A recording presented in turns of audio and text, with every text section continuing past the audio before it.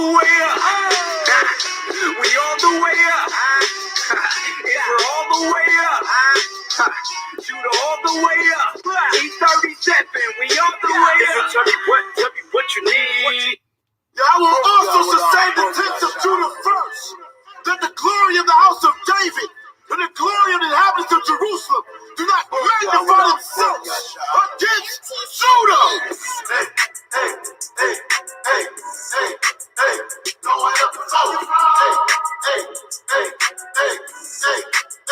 Going up the phone. Tribe in the air just to let them know. Me and my Hebrew tribe throwing up the phone. Throw your tribe in the air just to let them know. Me and my Hebrew tribe throwing up the phone. Man, this Hebrew swag man is out of here. Flying in the air through the clouds like a chariot. Go to the store to buy this, they don't carry it. The heathens come down to the hood, we don't let them in. Spend all of my time with my people though. Here's another extra fly song, get the dance floor. Know what you done and we started all the trends. It's an Israelite at the door, but just let him in. Look at this brew, extra fly man, he dressed to kill. No, we not Candy Rain, but we're so for real. Hell be the first place they throw the phone. Put your hands off in the air just to let them know. Throwing up the phone. Throwing up the phone. Throw your tribe in the air just to let them know. Me and my Hebrew tribe throwing up the phone. Throw your tribe in the air just to let them know. Me and my Hebrew tribe throwing up the phone. Yeah, SDL was the hold up.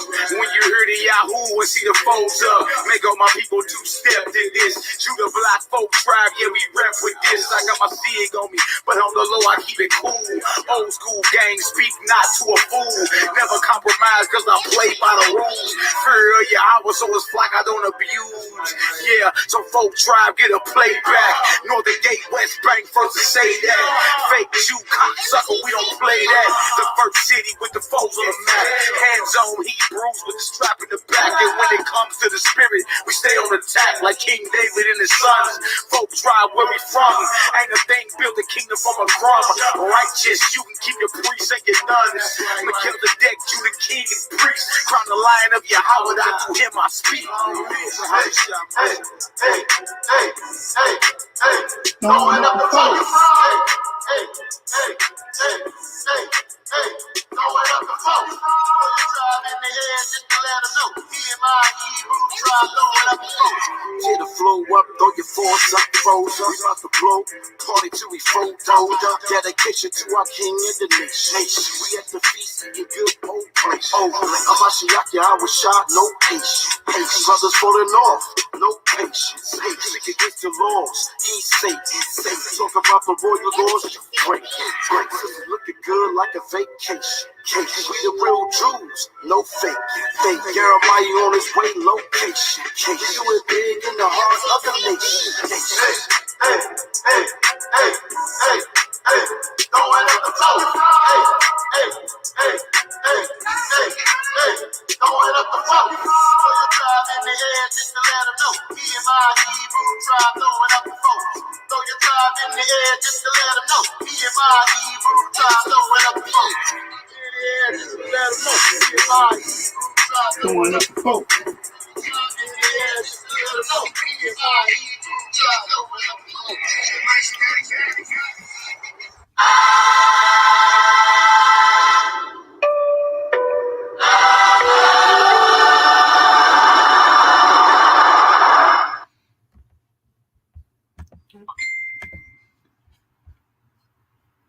All right, Christos in the building. Hold on, let me say something to Tamika. I know you one of their moderators over there, and you cheerleading hard like you supposed to. Garfield the baddest or what? I've already beat him on his platform. Tell him to come over here.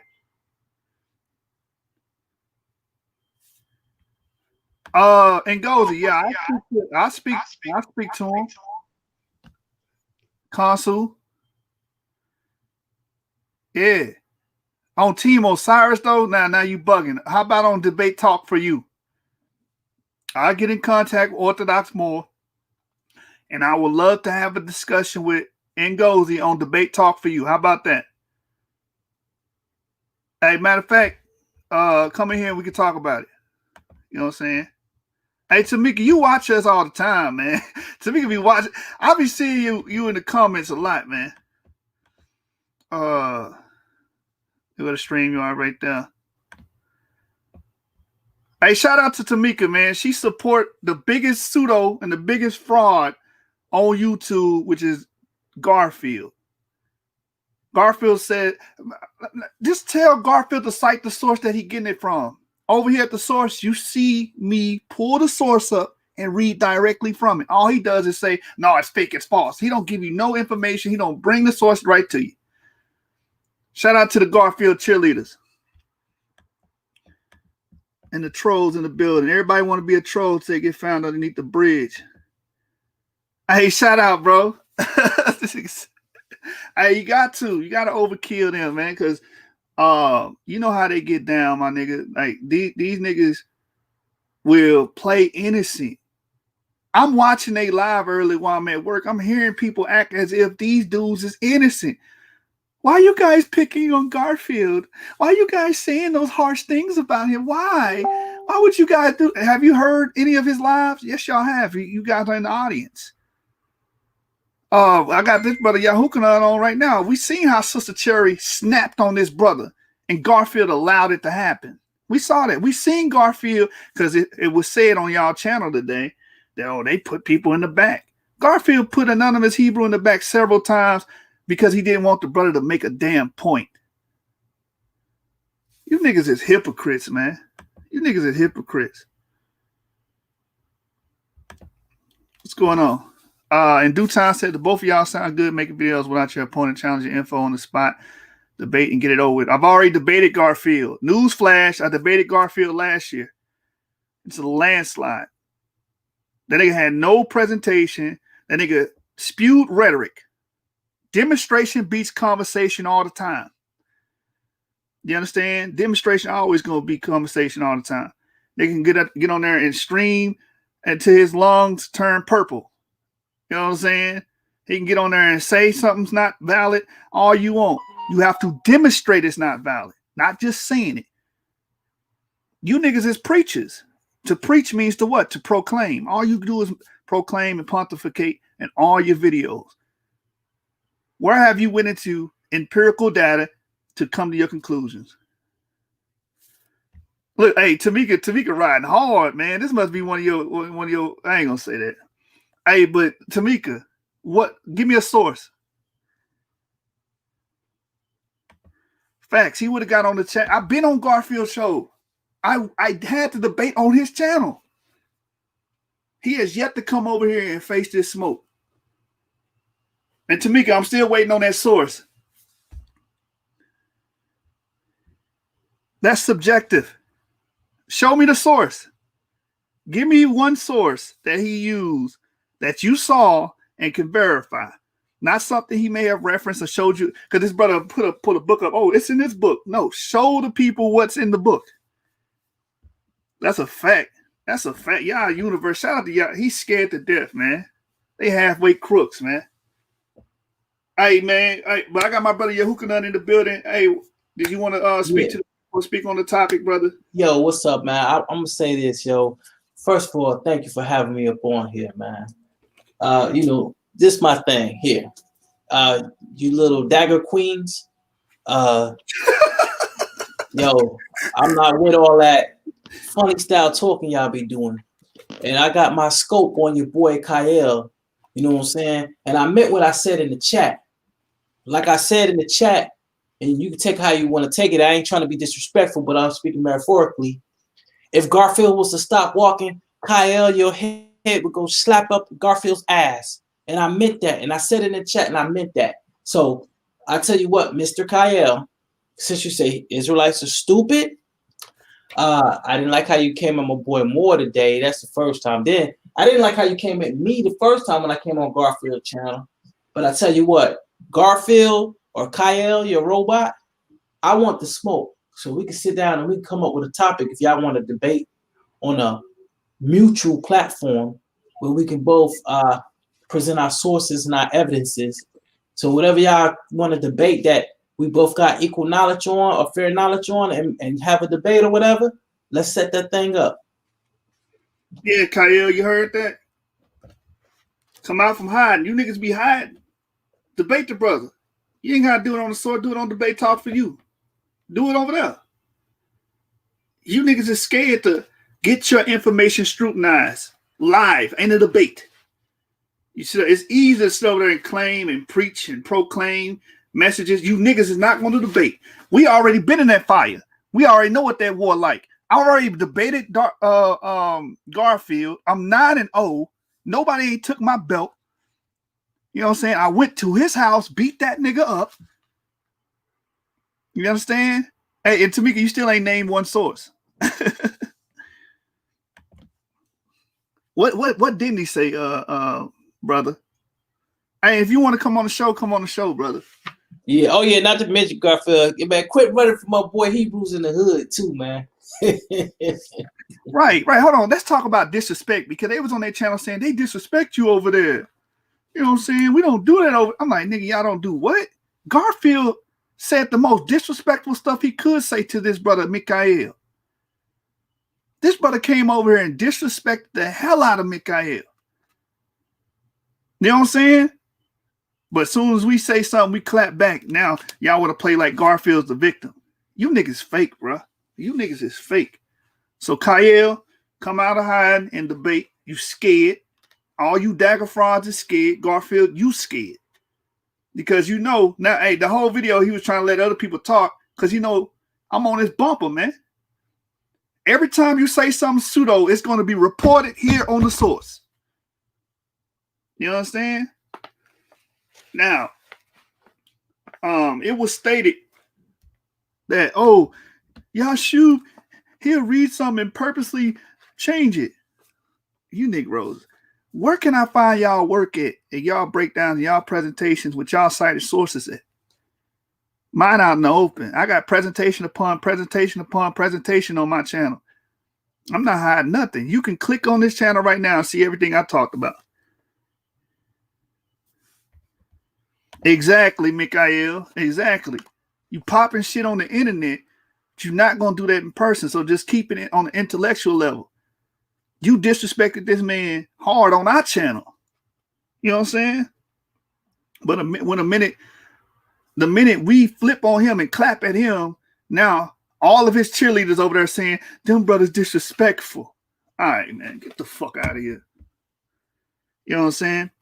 But these brothers, these Dagger Frauds, will sit here and say, oh, he making stuff up.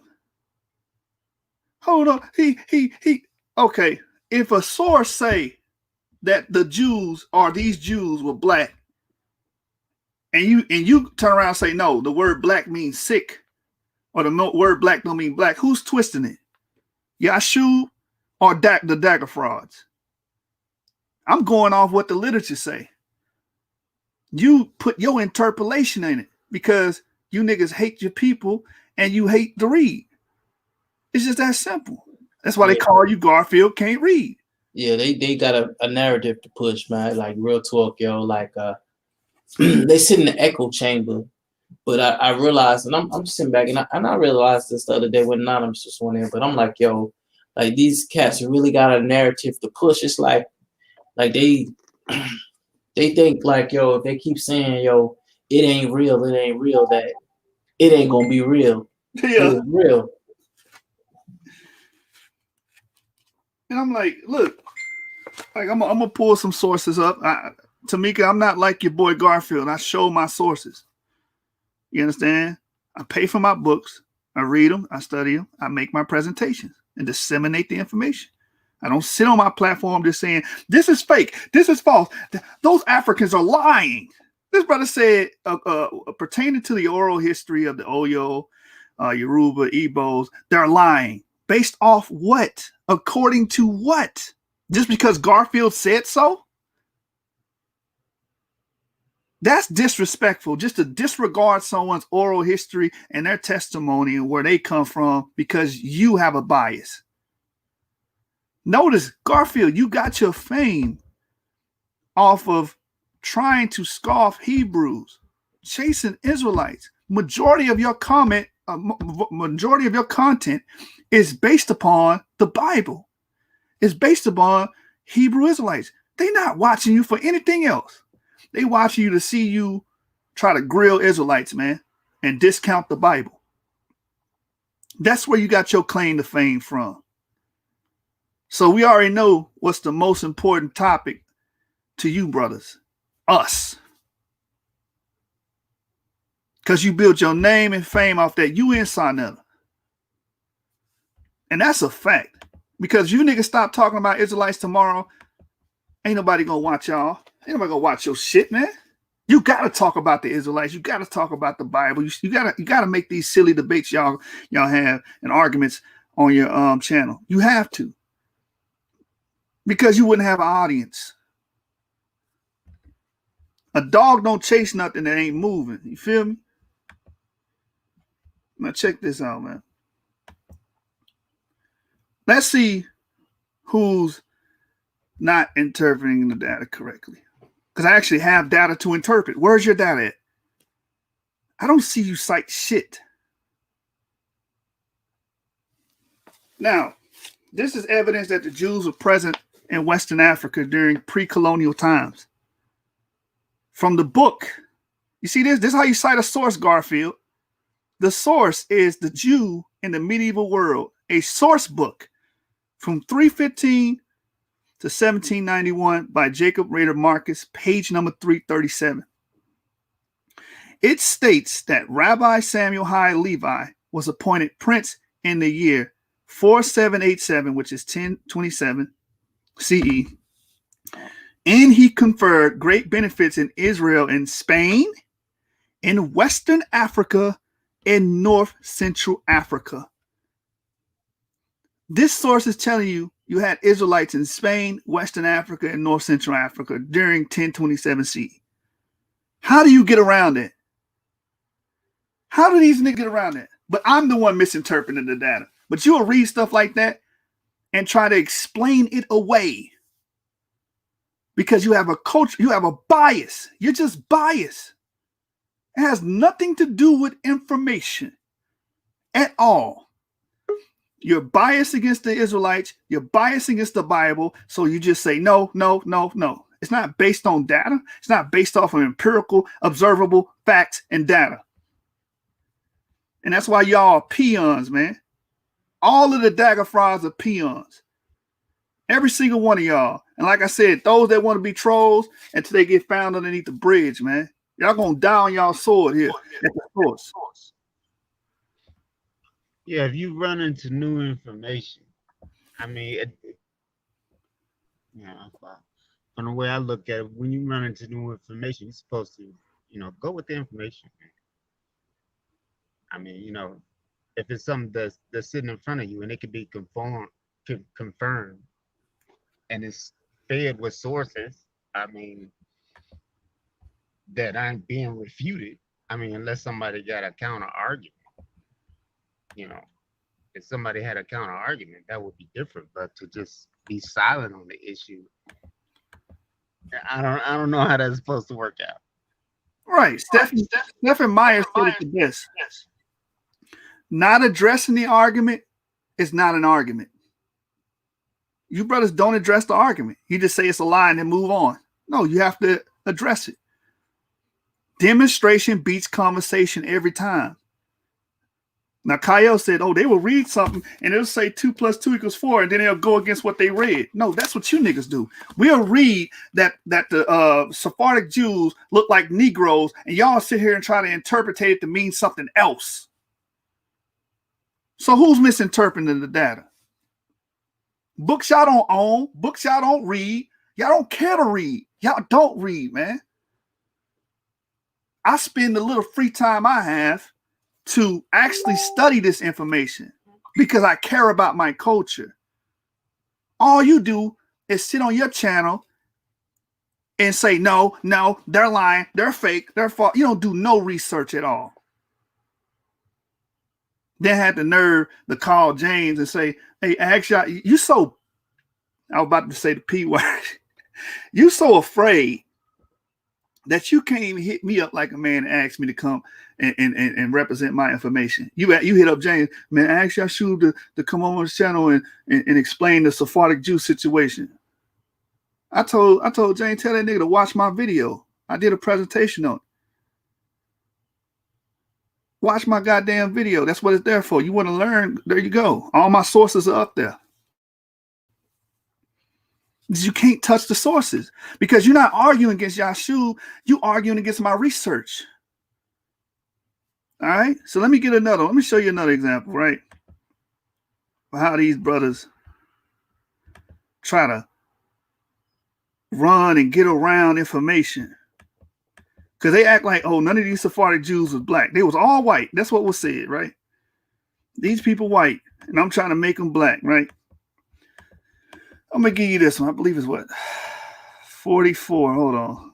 I got 160 slides here. Y'all got to bear with me real quick. Do your thing, bro. Do your thing, man. Yeah, watch this, man. I'm just bringing this out because I've done this presentation already.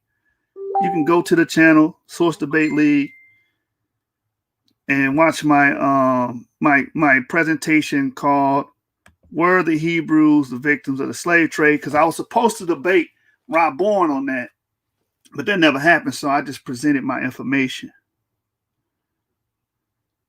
All right, so let's see, where is it at? 50, 60. And what I'm going to read to you, I want people to tell me how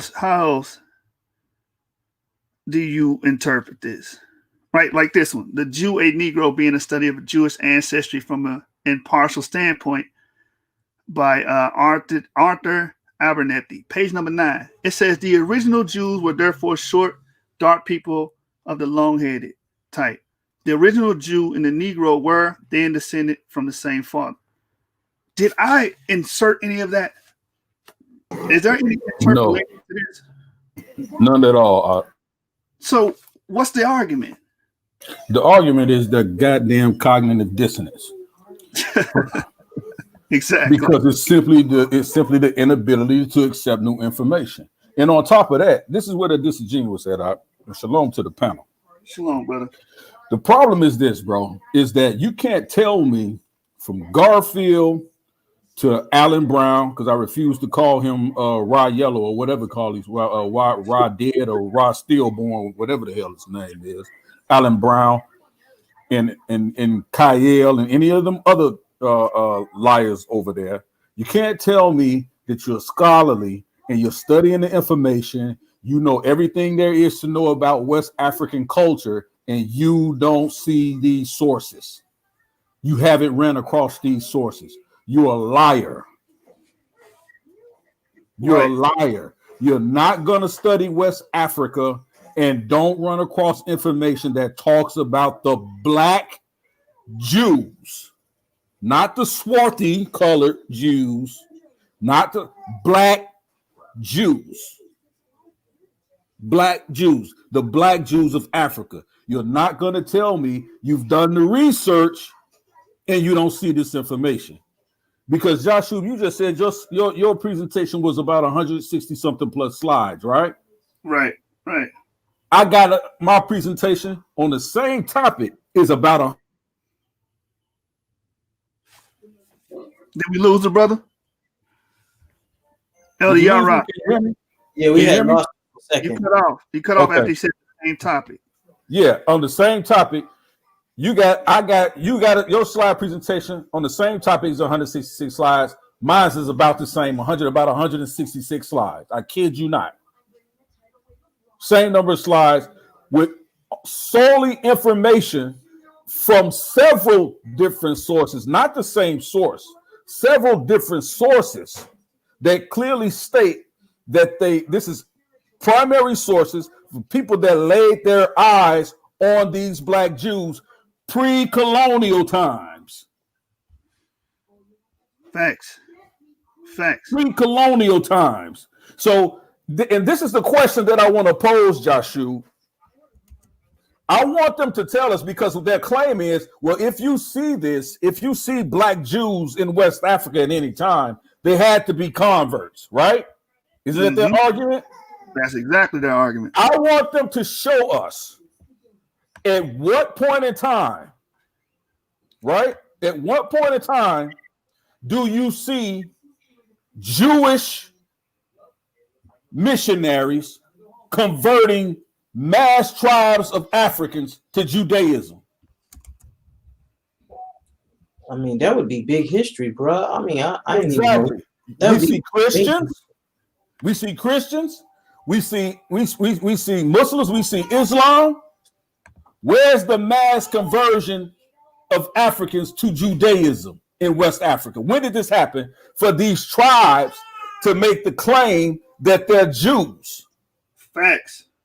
Where is it? Where is it? They're making a claim, so the burden of proof is on them. Exactly. Where is that information? Where's your primary source information that says that there was a bunch of Jews that came out of, matter of fact, show me where the Sephardic Jews come into West Africa and convert mass groups of Africans that they now start calling themselves black Jews. Show me where that happened. You're not going to be able to show those sources. You know why? Because it doesn't exist. There's only one instance, maybe late in the mid 1800s, where we see a Jewish community somewhere in the Congo, a small Jewish community somewhere around there in that area, where you may say that they may have had a visit from some Jesuit missionaries and some conversions may have taken place. But you don't see anyone teaching Judaism in West Africa. Show me. It doesn't exist. And you can't tell me you're a West African historian or scholar and you haven't come across the information that Jashub and myself and many others have come across, with these people saying that this is our oral history. That we came from the Levant area. These are how our ancestors are. And we practicing 8th day circumcision. They practicing the Sabbath, the Shabbat. Show us that. Show us where somebody came in teaching them Judaism. You're not going to find it, bro. You're not going to find it. They're liars. They're hypocrites. And then they want to say, oh, I don't got no dog in the fight. I don't care if I'm a Hebrew or not a Hebrew, whatever we might be. Then what's your issue when we come out and present the information that we are? Why such a great pushback? These guys, they liars, bro. They liars and they frauds. That's a big fact. Garfield has a reputation of being a fraud. He constantly lies on brothers. And Kyle, you just repeating after your daddy, man. Monster Mouth said because converting them makes the enslavement easier and more complete. That's another claim. The brother asks you to give the proof of this mass conversion of these millions of Africans that claim to be Jews today. Give the proof. Right. Because the proof is on y'all. Y'all keep saying it. Con, no Christian is going to come. If you have a mass conversion of Christians, Monster Mouth, right? If you got a mass conversion of Christians, of Africans converted to Christianity, then they would claim to be Christians afterwards. They would, if you have a mass conversion of Africans to Islam, they would claim to be Muslims or Islamic afterwards, Sunni or Shiite, right? Where is the mass conversion of people coming in, or Jewish missionaries coming in, creating this mass conversion of Africans and ushering them into Judaism, that you now have these Africans in West Africa claiming to be black Jews? That's the question, you moron. Yeah, I mean, please show me that, because like when we look at the West African people, right? You know, some of them did volunteer to, you know, Christianity, some volunteered to, you know, Islam. But with those two, it was a conversion by the sword. It was like, yo, convert or die. You know what I'm saying? Mm-hmm. And that's the history now. These things are written and documented in the books. even by Christians and by Arabs, that they came in there and converted these people. So where is this written documentary or written document to where it's documented that these West Africans were converted by Jews? If you don't have any type of proof, it's just an assertion. Exactly. A baseless claim that y'all run around the internet stating. You know what I'm saying? And this is what Garfield has created. He created you people like that because that's all he does. He don't got nothing to back up the things that he state at all. And Monster Mouth, if you feeling froggy leak, just hit that link right there and bring your strong reasons, bro. Bring some sources, bro. We don't want to hear your banter. We just want to see the proof. You came on here talking about converts. Show us the evidence. Is that Dizali? Is Monster Mouth Dizali? Is that what I'm seeing in the chat? That's bro, what they bro, don't waste our time. Don't waste our time, bro. Don't waste our time, bro. Don't waste our time, bro. Yeah, my brother Mikael said I asked Unc that about a mass conversion in West Africa about 6 years ago. They never could answer. Because that's what you would have to show. You have to show and prove that. That's why I keep saying demonstration beat conversation all the time. You just talking. But can you demonstrate that? You know what I'm saying? Let me show y'all another source, man, because they over there saying, oh, he misinterpret and lie and he does it on purpose. He just misleading the people. All right, let me see if I'm misinterpreting. They gotta say that Jashu, bro, they got no answer for your information, bro. They gotta say that, bro. They have to. Exactly.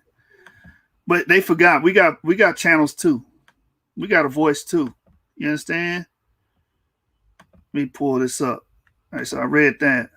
Check this out. This is from Richard Owen, right? He did a book on taxonomy in the 19th century. It states right here, there are some Jews still lingering in the valleys of the Jordan, having been oppressed by the successful conquerors of Syria for ages, a low race of people and described by trustworthy travelers as being as black as any of the Ethiopian races. Now they telling me black don't mean black when it comes to Jews. Oh, that just means they were darker Europeans. They were like white, but not really white. This is how these niggas is saying this. But it says black as any of the Ethiopian races. How do you misinterpret that? Because that's the claim. Oh, he's twisting what he's reading. It doesn't say that. Can someone else tell me how else to interpret this? Other than these people was black like the Ethiopians. Come on, man. How about this one? How about this one right here? So we got Nero Prince. This is from a book called Russian in the Negro. Let me see if I can blow it up. Y'all probably can't see that too well. Let me see if I can blow it up. Oh, come on, man. See, this is the detriment of having so many slides, bro. Let me get to it, bro, because I'm going to read about Nero Prince. If you're familiar with the Prince Hall Lodge, then you should know who this brother is. Very important figure in the Masonic world. But that's beside the point. I want to show you this. All right, so hopefully you guys can see this.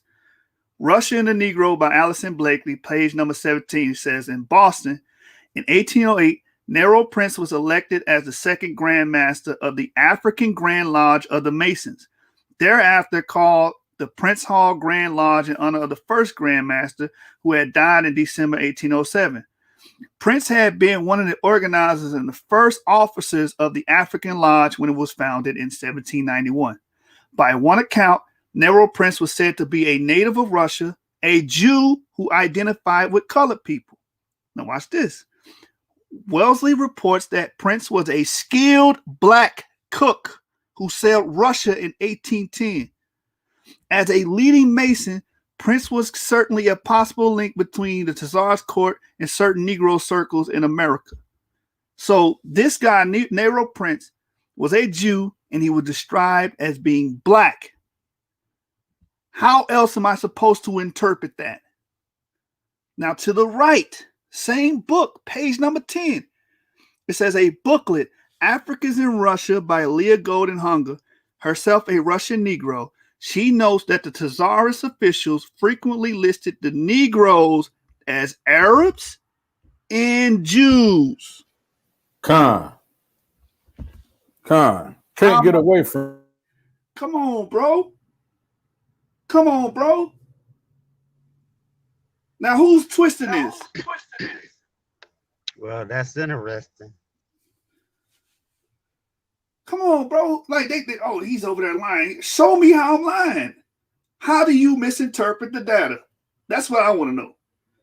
And if Garfield, if you in the audience, click that damn link, man. Because these are the claims y'all was making over there. Again, y'all have yet to show and prove that that is so. Because I don't know how to misinterpret that, bro. I don't know how are you guys saying I'm misinterpreting that. Now here's another one. Marks of Distinction and Christian Perceptions of Jews in High Middle Ages by Irvin M. Resnick. Regardless of whether only Jewish men or both men and women were understood to be dark complexioned in medieval Christian perception. That's another one. I don't know how y'all, man, who just stepped in here? What's going on, Gideon? Shalom. What's good? What's good, Scholastic Bully? What's good, Yahukanan? I see you, Elder Yara. What's good? And what's good to the Mark? Hey, shalom, Shalom. Hey, was my screen sharing? Yeah, your screen. Yeah, not on the last two. Oh, not the last two sources. But y'all got the Russian one. Yeah, we got that one, bro. And see, this is what's so great about this, bro, because that's a source I didn't have. That's a source I didn't know about. And so this is what I'm saying, bro. Like it's so much. Listen, bro, it's an overwhelming amount of sources, primary sources and evidence, as well as secondary sources to support the claims we're making. Right. And go ahead, Art. Go ahead, Yara. My bad. No, go ahead, Art. Go ahead.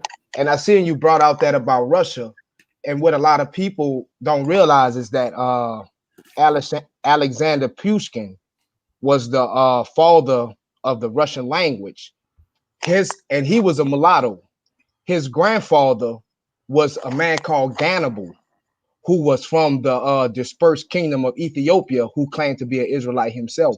So, man, yeah, the information is there, and that's like Yahweh say, Rabbon and them, they be running, and they scholastically scared to even confront the information. I almost think they really study it, because you cannot study nothing in West Africa more than 2-3 days and you not stumbling upon indigenous Black Israelites. It's crazy. So, but yeah, that's all I want to say. I got a question. If the Jews were not in West Africa, why did King Askia make an edict to expel them? Bring it out, Art. If they not in West Africa, why would you make a law to expel some people that don't exist or are not there? Right. He even made it a law, Art. You couldn't even trade with them. You couldn't even do business with them. Don't do anything with an Israelite. Don't do anything with these Black Jews. Right. This is on the books. Who the hell y'all think they talking about? Right. Right. But they not supposed to be there. They ain't supposed to be there. You understand what I'm saying? I got it right here. Let me show it, LDRI. Here it go right here. And it's from Edith Bruder. The brother said, I don't own the book. How am I quoting from it? Come on, bro. All up and listen. And then he tries to use before you go into this, he tries to use Edith Bruder to go against the fact that they were actually Black Jews in West Africa. All through the book, if you've read it, Garfunkel, she says that these were Black Jews. Like, The come argument on, gets man. silly, man. It gets silly at times. Come Like, on, man, bro, man. This man, look, man. This is panty liner childish, bro. yeah, You understand what I'm saying, bro? Like it's ridiculous, man. And then you get more of these clowns on here. Listen, bro. Listen, man. I don't even question the fact whether or not that these guys have any scholarship because they don't. Because a true scholar looks at all of the information. right. I don't think they know what anthropology means. They just say it. Yeah, they don't understand the magnitude of it at all. Can I share my screen? Yeah. Go ahead, brother. By all I means. just want to show something what anthropology kind of means, because when you're looking at the history of the Yahudim and in Israel in Africa, whether you're coming from North Africa or West Africa, you have a lot of direct sources, but you also have evidence and similar and basically exact circumstances and instances where you see the culture. Like for instance, it's something I'm gonna show right quick. And it's just interesting because these dudes, man, they don't know what they be talking about. So let me go to this right quick. Click share stream. Okay. It's on the bottom of it should be on the bottom of the stream yard. Yeah, they don't, they either don't know or they special plead. I mean, they ignore any evidence that contradicts their premise. You know what I'm saying? Is it sharing? Oh, both of y'all trying to share something, man. Y'all trying to kill something tonight. Go ahead. Who? I'll go after. No, you got it. You requested the floor first. So like I say, besides a lot of the direct evidence that you have, it's a lot of anthropological things that you can see. Like, say for instance, you have scarification. Like a lot of these dudes be saying things that don't make sense. Like it makes you wonder if they really research and study what they're talking about. I heard Black Lion or marbles in his mouth. That's my man. But he said, how can an Israelite claim Christian? That's about the stupidest thing I've ever heard, because an Israelite can basically claim anything. Like being an Israelite is a matter of blood lineage. So what a person chooses to be can be anything that person chooses. So I'm saying that to say, when we look at the scarification that's happening in Africa, that is something that's against Torah. Don't get it twisted. But that's something that the people of Israel fell into when they was in Africa in certain epochs of time. We have El Idrisi. This was, I think, 12th century. This was before any European even came into the area. And he's speaking of them scarifying themselves. Garfield, as he always does, the way he tried to debunk it is went to a source that he didn't even provide and said that the people said they were magi instead of Jews.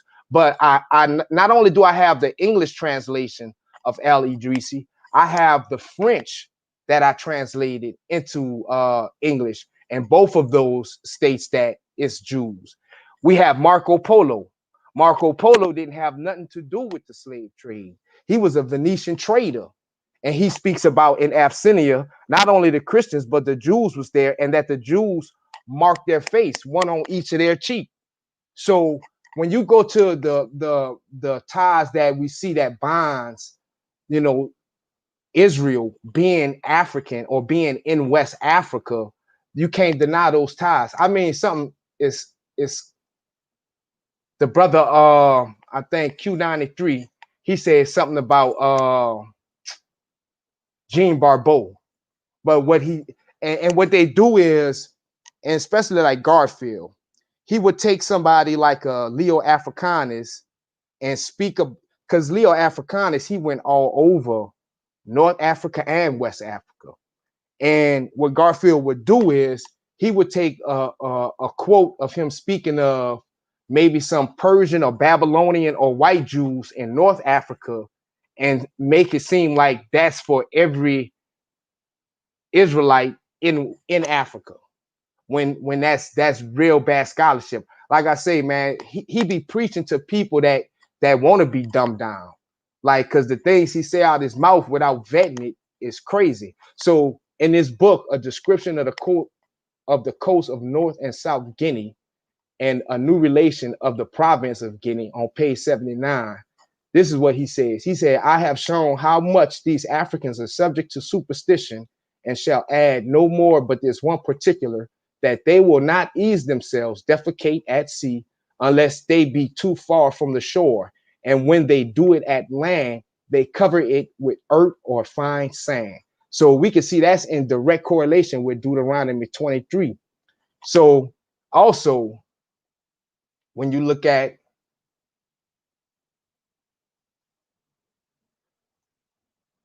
this right here, in an article called, and this is going to be my last one, in an article called New Orleans Superstitions.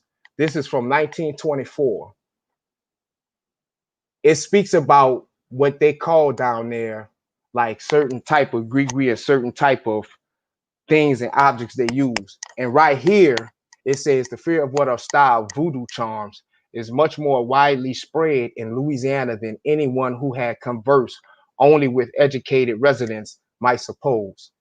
And the most familiar superstition of this class is the belief in what I call pillow magic, which is the supposed art of causing wasting, sickness, or even death by putting certain objects into the pillow.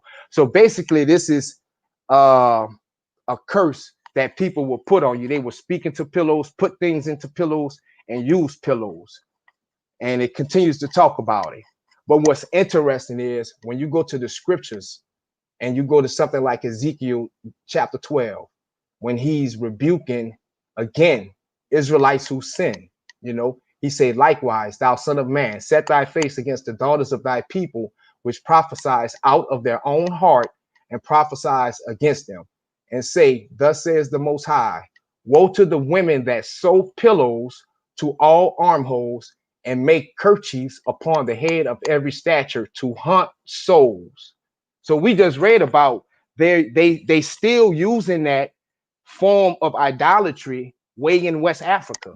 And it's not just in Ezekiel. And this is the word. That's fire. Fire, brother. It comes from kachak, which is a cushion or pillow. And here's I am against your magic bands. Behold, I am against your pillows. And like I say, when you go on, it's other verses. It's a verse in Isaiah that speaks about it. So yeah, like even when you're just speaking of anthropological research into Israel being in West Africa, it's all over the place. So that's all I wanted to share, my brother. Thank you, bro. Powerful information. And Yeah, well, sure. yeah, I like them cowards. We show our information on the stream. We let you see it. Them brothers just say it. We actually show you.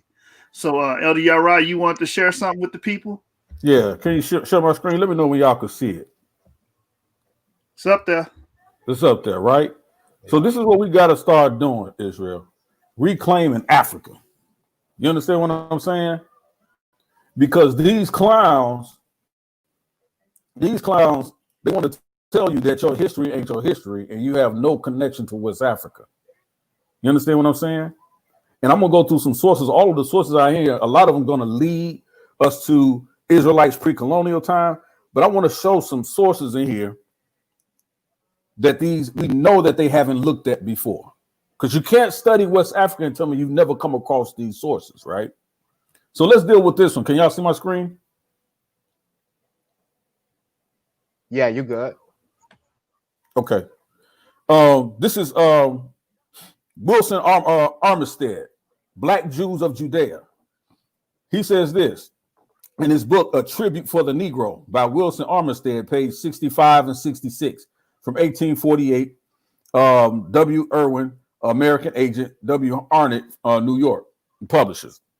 He says this, a remarkable fact in the history of Loango at the coast of Africa, where a lot of slaves were taken from in the Empire of Congo, is that the country, according to a statement which was fully credited by Oldendorp, a European missionary from the 1700s, himself a writer of the most correct judgment and unimpeachable veracity, contains many Jews settled in it, who retain their religious rights and the distinct habits which keep them isolated from other nations. Though this separated from the African population, they, the Jews, are black and resemble the other Negroes in every respect as a physical character. It is probably in allusion to the case that Pennington, 1827, in his textbook says the following: the descendants of a colony of Jews originally from Judea settled on the coast of Africa are black.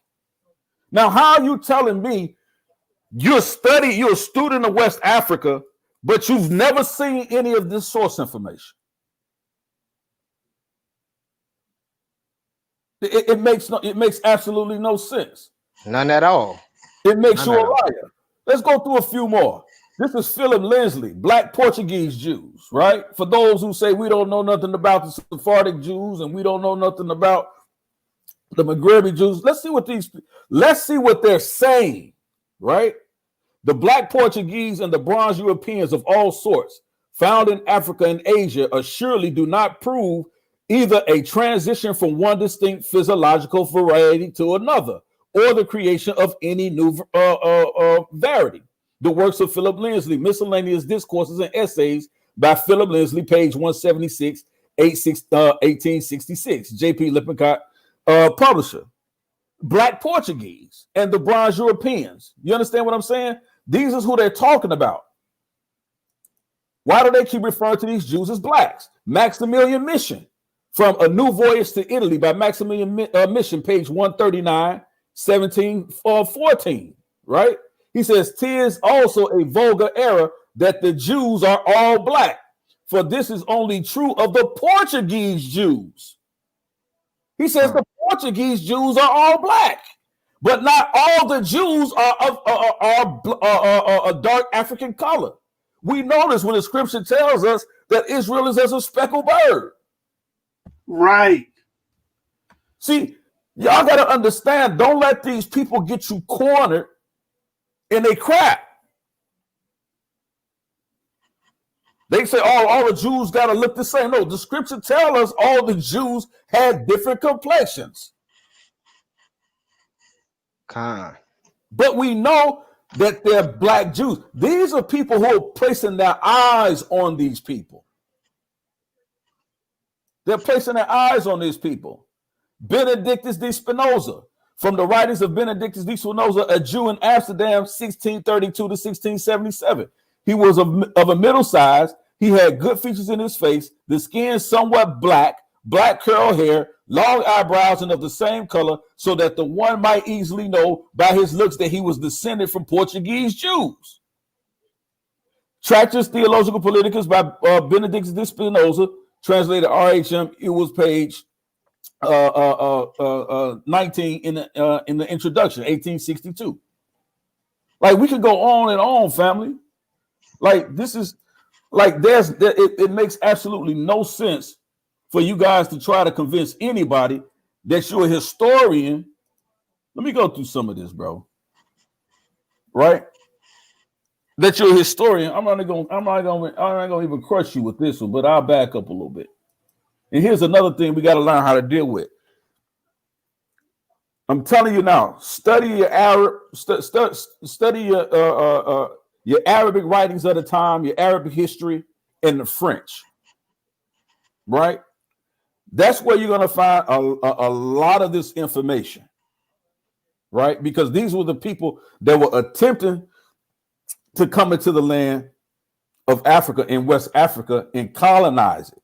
But when they got there, this is what they found. They didn't create these histories. In their connection in contacting with and making contact with these tribes in West Africa, these Israelites West Africa, this is what they were being told, right? So we got to understand that a lot of this stuff. Let me go down here, bro, because I got so much. I just want to bring out a couple of more things, like the shoe. Like, I got so much here. I want to look at it right quick. Here's one right here. I'm gonna give y'all this one. This is Professor David Tuesday Adomo. He's a PhD, right? So Professor David Tuesday Adomo is a professor of biblical and religious studies in the Department of Philosophy and Religious Studies, Kogi State University in Nigeria. He is also a research fellow at the University of South Africa, right? He was awarded the fellowship of the Institute of Corporate Administration. Reverend Professor Adomo has been invested in the fellowship of Nigeria Academy of Letters, right? Here's his website down here. Y'all can go check him out, odomodavid.com. Check him out. Let's go into what let's deal with a lot of what these people are talking about here, right? Because y'all need to know some of these sources, right? Now, these are books, right? This is Conrad Maltby-Brun and James Gates Percival. Now, this is not secondary information. This is primary sources. These are people that actually laid their eyes on these people. Two French travelers from the 18th century, Conrad Maltby-Brun and James Gates Percival, traveled around Africa during the time of the slave trade and documented the tribes in Africa. While traveling through the kingdom of Loango, which is present-day Congo, they came across Black Jews. In their book, A System of Universal Geography, or a description of all the parts of the world, they write this: the kingdom of Loango contains Black Jews scattered throughout the country. They are despised by the Negroes who do not even desire to eat with them. That's basically what that says right there. Desire to eat with them. They are occupied in trade and keep the Sabbath so strictly that they do not even converse on that day. They have a separate burying ground, very far from any habitation. The tombs are constructed with masonry and ornamented with Hebrew inscriptions. What are y'all talking about here? Con. We could go on and on. I could do this I got 160 something plus slides, bro. Yeah, fact. You know what I'm saying? Fact. We could do this all day. All day. Matter of fact, let me share my screen one more time. Y'all having a cut session. Hey, that's what's up. Because these cats, man. Keep it coming. Keep it coming, cats, man. So I'm good. You on the screen? Yep, so on the screen. This is basically what we saying here. So I'm gonna go to the book, The Marano Factory, and it's the Portuguese Inquisition and its New Christians, 1536 to 1765. This is page 8. In spite of all the foregoing, the reign of Alfonso V marked a period of opening up during which the Jewish minority of Portugal attained true integration and full participation in all the activities of Portuguese society. Master Abraham Negro, chief rabbi and physician to Alfonso V, was killed during the conquest of Arzilla, fighting alongside the king. Even earlier, under Jao, Master Jose Arame, the goldsmith of the infant Dom Henrique. So basically, what I'm showing here is that we see, because I've seen Kyle, and he, like, if you do this standalone, it's tenuous.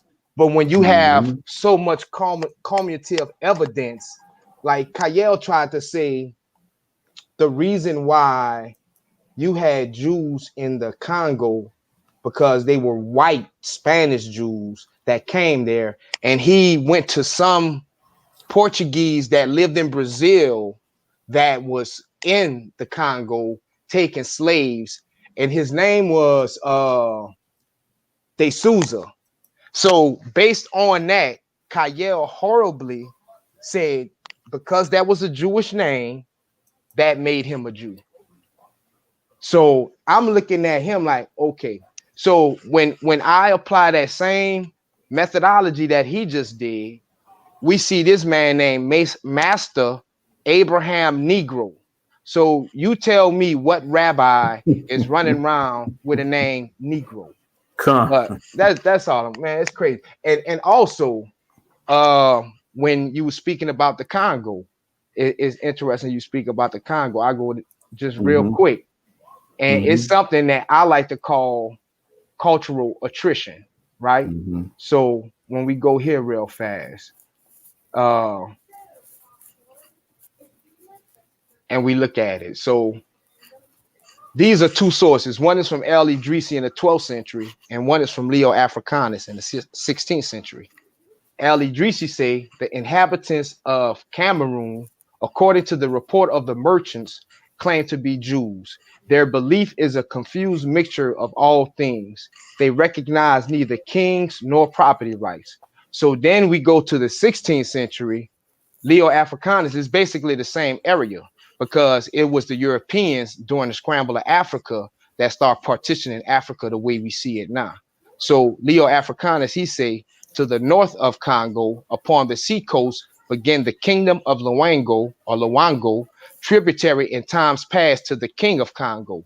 It abounds with elephants, and the inhabitants called Brahmas are circumcised after the Jewish manner. So we see from the 12th century, they're known to be Jews. And then when it goes further down, it says that they're only keeping the manner of circumcision like the Jews. But when you go further, you see John Barbeau in the 18th century.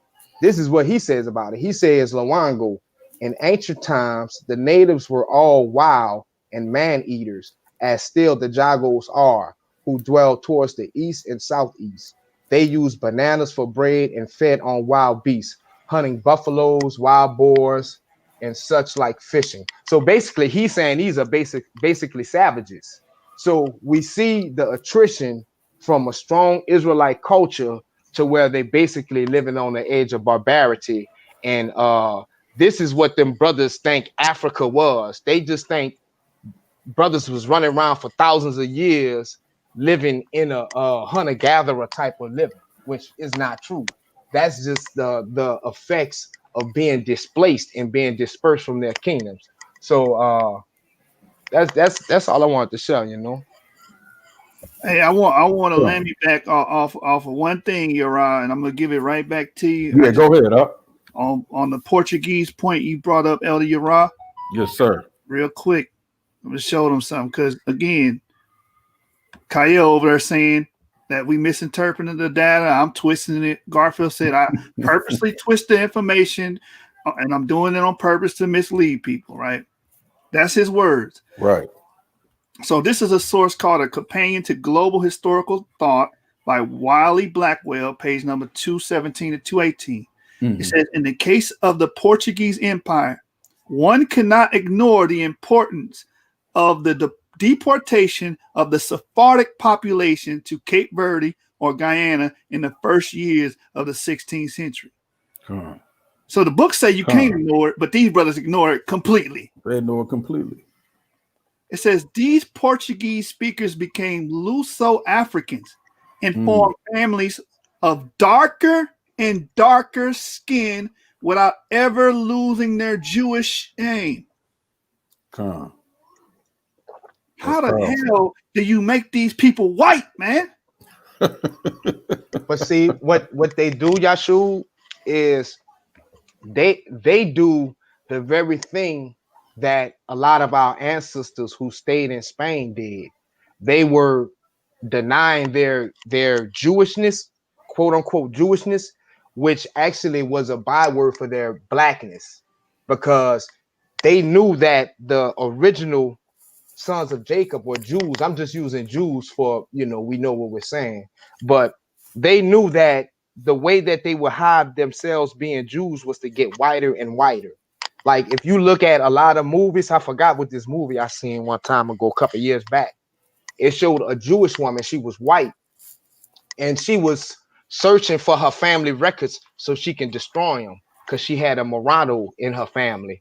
And in that same book that I had, the Morano Factory, it has a poem in there that speaks about a family. They're a rich family in the city, and they're basically describing them as black, calling them not only Moranos, but the Black Abrahams. So that's in Spain. That's in Portugal. And I know exactly what you're talking about too. yeah. I know what you're talking about. Yeah, that's powerful information. Yeah. Daggers that they can't. We the ones with the daggers. They dagger frauds. We the real dagger squad. If you want, be frank. Yeah. Yeah. I mean, like, yo, if they, you know what I'm saying, they don't have to believe that they're Israelites, and this and that. But let's not be disingenuous with the information. Right. Let's not paint this picture like, yo, we're just totally just making this up out of our heads with no kind of sources, no kind of information. Like it's just some kind of emotional belief that we believe because we are just ashamed to be African people. Now I've seen Garfield's DNA, right? Now, you know what I'm saying? I mean, it's possible Garfield is a descendant of Abraham, Isaac, and Jacob. Okay.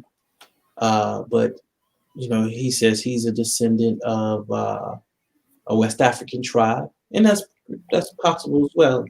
And if he wants to claim his West African heritage that is not Shemitic, he got that right to. I mean, he showed his DNA. He didn't really show tied to any tribes. I mean, that DNA is basically a broad spectrum. It's just showing regions. But one tribe it did connect him to. It showed connect his butt to the Mascanazis, though.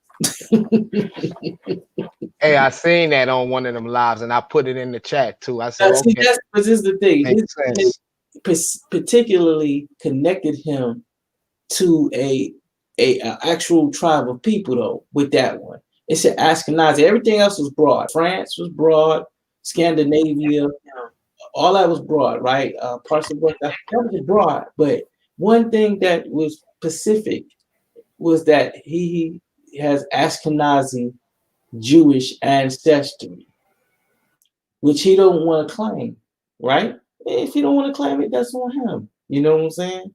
If he don't want to be Esau, that's on him. He has that right. But hold on, let me answer this phone call. Y'all go ahead. Yeah, man, but them guys don't want to engage in nothing scholarly, man, or nothing that's worth anything to be talked about. But all they do, man, like I say, man, they just spit their feelings. I've dealt with Garfield several times on this platform, man, and what he did the other night on y'all platform, it's like they self-sabotage the conversation, and then they just run out of there, and it's crazy to me, man. Exactly. I see I'm sharing my screen, right? Yep. Yeah. Let's do this. Am I up right now? Yep. It's up there. Right. Let's walk a little bit, family. And listen, we're not right. We're not making this information up. This didn't come from us. Right? So this isn't the argument we're making. This is the argument we're presenting. It's already been recorded in the annals of history. So we're showing you source information, right? As to what people see with their own eyes, the engagement that they've had with these people, their observation, and their connection to the people with those customs, those rituals, and the cultures and the tribes of the times in those particular geographical locations. We're not creating this information. We're simply researching the information, presenting the information. Right? So let's go here. This book is called The Anacalypsis, right? Written by Godfrey Higgins in the 17th century, right? He wrote about the early inhabitants of Iraq. Watch this, family. He said the Chaldeans was the ancient name of the people who lived there in Iraq. He says, I admit with great difficulty the theory of all the early astronomical knowledge of the Chaldees having been acquired or invented by his race, and that the Chaldeans were originally Negroes. Dagger. Let's go further. Where all that stuff about Turkey come from? That be that dumb shit. Listen, man. I'm sorry. Listen, man. That's child. That's a child speaking. You don't even address children. Let's deal with this. Alfred C. Haddon. Let's follow this, family. Africans in Iran and Persia. Watch what he says. And the reason why I brought this out, because I wanted to show you guys something, right? He says there's a British anthropologist named Alfred C. Haddon. He wrote in 1934 in his book, The History of Anthropology. Now, I heard somebody say something earlier today. Show us the revised versions. Right? Show us the revised versions. Right. Show us the science, right? Show us the new work where the sources that we're bringing out now have been refuted or debunked or say does not exist or does not hold up in the annals of history as primary source information. You understand what I'm saying? You can scream about a revision all day, but show us the science where what we're bringing out now says that this information is outdated. Right. Now watch this. He says the Elamites of Mesopotamia seem to be a Negro people with kinky hair and have transmitted this racial type to the Jews and Assyrians. Now, I'm going to tell you why this is important, people, right? Because if you understand who the Elamites are, and if you ever study Petrie, he tells you the origins of the Elamite people. He said it's the Elamite people from Mesopotamia who traveled into Africa, into ancient Kemet, and this is the Elamite tribe was known as the Falcon tribe, according to Petrie. It's the Falcon tribe of the Elamites that introduced Heru or Horus into Kemet. This is Alexander. This is what Petrie says. It's the Elamite tribes of Mesopotamia that introduced Heru and Horus into ancient Kemet. They were known as the Falcon tribe. So we got to learn how to have the right conversation, right? It's important who we see here. Let's go a little bit further. It's called the prehistoric nations, Africans in the Middle East. John D. Baldwin, historian and former senator, wrote in his book, Prehistoric Nations. He says, it is now admitted that a people of the Cushite or Ethiopian race, sometimes called Hamites, were first civilizers and builders throughout Western Asia, and they are traced by the remains of their language, their architecture, and the influence of their civilization on both shores of the Mediterranean, in East Africa and the Nile Valley, in Hindustan, and in the islands of India Seas. Don't worry. I know this ain't talking about Israelites here, but I want y'all to see something here, right? The reason why this is important, because if you read later on in history, it's Tacitus in 110 CE that says with his own eyes that the Israelites or the Hebrews look more closely, or that people assume that they descended from the Cushite or Ethiopian race. Why? Because they looked alike. You understand what I'm saying? And that's how I know they disingenuous, because y'all said something earlier, and you know that's what I brought to their attention. That fact right there, that they look like Ethiopians, that's an established fact, right? Exactly. So now the onus is on them to say or prove a source or show a source that says no, these people in this time period are actually white. We actually have a source that's saying that they're black. So they can't even move from that spot. So even when we go into Spain and they try to pass them off as somebody else, the stock race or the stock people of Israel or of the Ethiopic type. So you still have to debunk that way in the first century. So that's how I say their method. Like if they was to do that, then they wouldn't have no show. Yo, check this out. When they moved those people back into that land, right? Now, before maybe 2000, for the last maybe 30 years, they were number 2. They were leading number 2 in skin cancer. The only reason the skin cancer went down in that land for them is because they made it not to stay out in the sun, or not to be out like that anymore. And if you think I'm lying, do the research, because Australia was the number 1 leading cause of skin cancer. In Australia, if I'm not mistaken, they are still number 1 in skin cancer. And the reason why is because they don't belong down there in Australia, because that's not their original habitation. Same thing for majority of those Ashkenazi Jews. Now I'll say this, I believe 97% of them mugs are not real Jews. I believe 97% of them converts. I do believe maybe a small grip of those guys are actual descendants. But this is the thing. If you go look at their skin cancer rate back in the 90s, they was the number 2 country.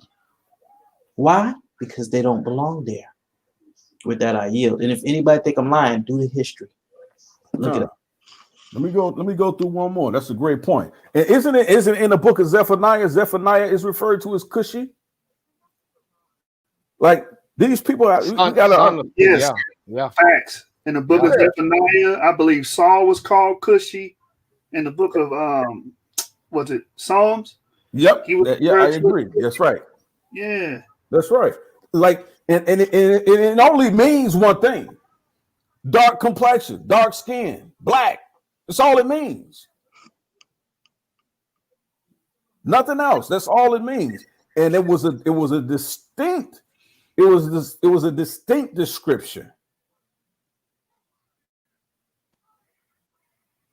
that spoke not just to culture but to phenotype. The dark complexion. Right. Like was it Moses' son? Was it Moses' son named Panhesi? That's correct. That means the same thing, dark skin, because you had a king, I think, in Ethiopia with the same name. Huh. Hey, let me show my screen real quick because I just want to show this real quick. Oh, everybody trying to get in on the phone. It ain't gonna take that long, man. I'm gonna show this real quick. Y'all got it. Y'all got it. They know that I'm not just making this up. Now, here you go. Let me see. If y'all can see my screen, can y'all see this? Yeah, I can see it. Yeah. Now, this is from May 18th, 2003, if I'm not mistaken. This all right. So listen what it says. This is a Jewish newspaper, the Haaretz. This is from May, I think 18th, back in 2003. Look what it says. Israeli skin cancer rate second highest in the world. They're not high like that anymore. It's because, like I said, they decided to stay out of the sun. Now, if these are the natural inhabitants of this land, why would they be having skin cancer? So I'm gonna just leave it there. So I yield. Yeah, like you said, we show sources over here. We don't give rhetoric. You understand what I'm saying? Like they gotta stay like, yeah, bro. Like you gotta stop with this game. I'm gonna read one more for you. I'm gonna go in a little bit more.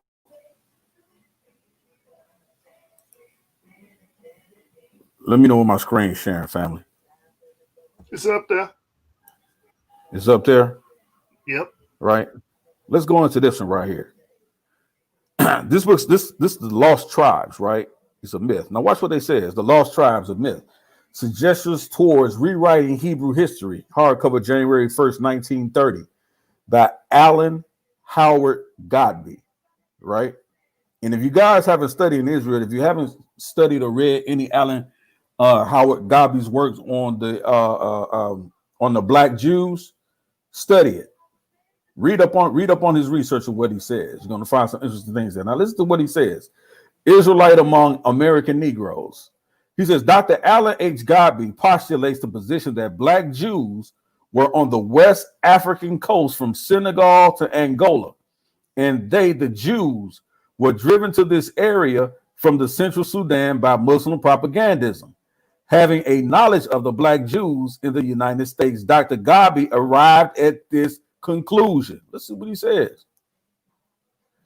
These facts have peculiar significance when the presence of Judaism among American Negroes is to be considered. Hundreds of thousands of slaves were brought to America from the West, from this Western Africa during the days of the traffic, beginning nearly 400 years ago. How much more of Judaism served among West African Negroes in that earlier time? He's asking the question. Watch this. Israelites among American Negroes, as persecuted communities, they were rather more in danger than other Negroes of being raided by war parties and sold as slaves. It may be considered certain that many partially Judaized Negroes were among the slaves brought to America. From the book, The Lost Tribes, a Myth. Now, you got to understand what he's dealing with here, right?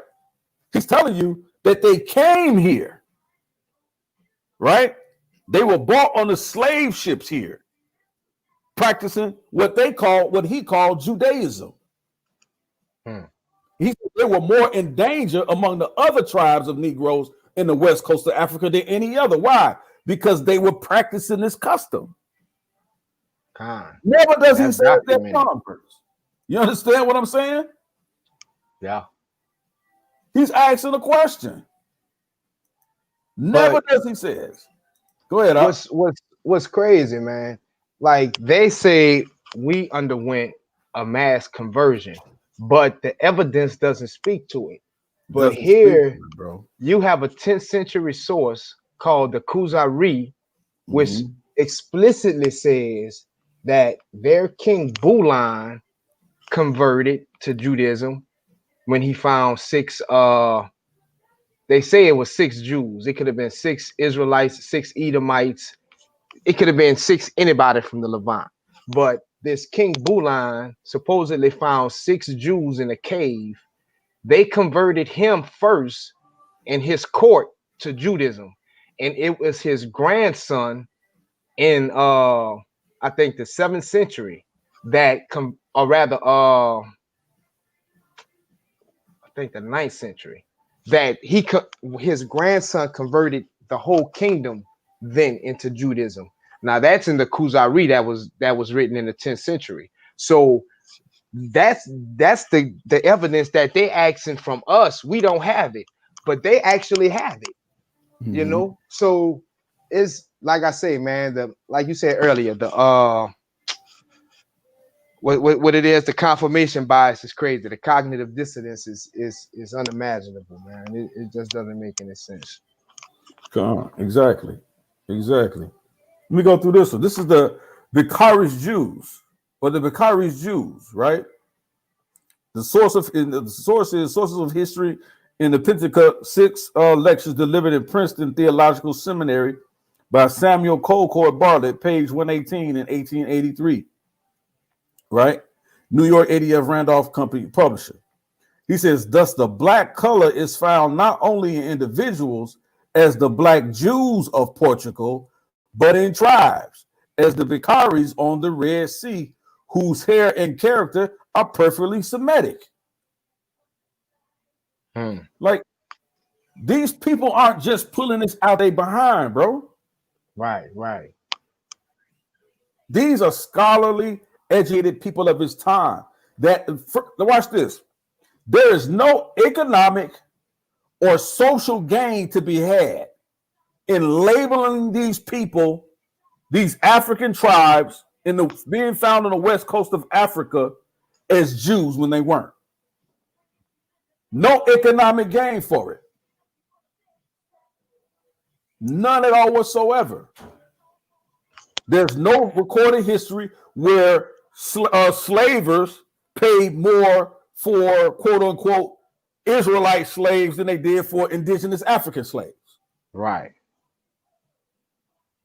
You understand what I'm saying? There's no economic gain from it. None to be had. None to be had. So you have to ask yourself, why in history are they labeling and detailing and recording? And all of what they're recording is these people's oral tradition. That they're Jews. They're black Jews. And when you hear people discredit Olu Equiano based on what a European critic says, is beyond me. Like this brother was one of the 100 greatest people of his century. Like, you know, I forgot what magazine that gave him that, but this was a great man. I mean, and the culture that he presented was verified. Like, it wasn't like they wasn't doing those things that he said. Con. Let's go a little bit further, right? This is John Iggleby, right? According to this book that John Iggleby wrote, he was born November 1600. died September 4th, 1676. He was a Scottish translator, impresario, and a cartographer. If you don't know what a cartographer is, those are the ones that created those big, beautiful maps of Africa that we see during those times, right? Or any land that that anybody was looking to go into. You know, they would draw the big maps. That's the cartographer, right? Or on Halo Part 1. My bad, but go ahead. Correct. He says the Jews of Portugal during the Spanish Inquisition were Negroes. The book is entitled America Being the Latest and Most Accurate Description of the New World, 1671. In the book, Ogilvy writes about Negro Jews in Portugal who were banished to Portuguese settlements in West Africa during the Spanish Inquisition, which began in the year 1478 and ended in the year 1832. So they have been doing this almost 400 years. Let's go a little bit further. See what he says. He says the Portuguese that dwelt on this island informed the Netherlanders. The few lived above 50 years there. Yet, notwithstanding the great gain tempted them to tarry, several of them having 200 or 300 Negroes that worked in the sugar mills. That John III, King of Portugal, sent a colony thither above 200 years before, whom though the unwholesome air destroyed, yet the place was not left desolate. So he sent new inhabitants who first settled in where? Guinea, next to Angola, and lastly on the island of St. Thomas, right?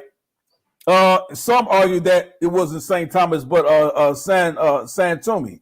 But this says St. Thomas, that so they might be better used to the air, that the said king sold all those Jews for slaves that refused to embrace the Roman religion, and, excuse me, and caused their children to be baptized, from whom coming thither in great numbers, most of the present day inhabitants were descendants. Descendants from who? Black Jews. Con. And see, that's what they, in the history about what the so-called Jews in Spain and Portugal is interesting, man, because what you see there, you actually see like Christians actually hunting Jews, you know, and like the Jews literally like running from that, and it's all over the place, man. That's a good source right there, man. Yeah, these were black Jews. They weren't trying to convert them to Judaism. Right. Clearly says right here, they was trying to convert them to Catholicism. But they said, hell no, we Jews. Yeah. You understand what I'm saying? Like, bro, like they gotta chill with this, bro.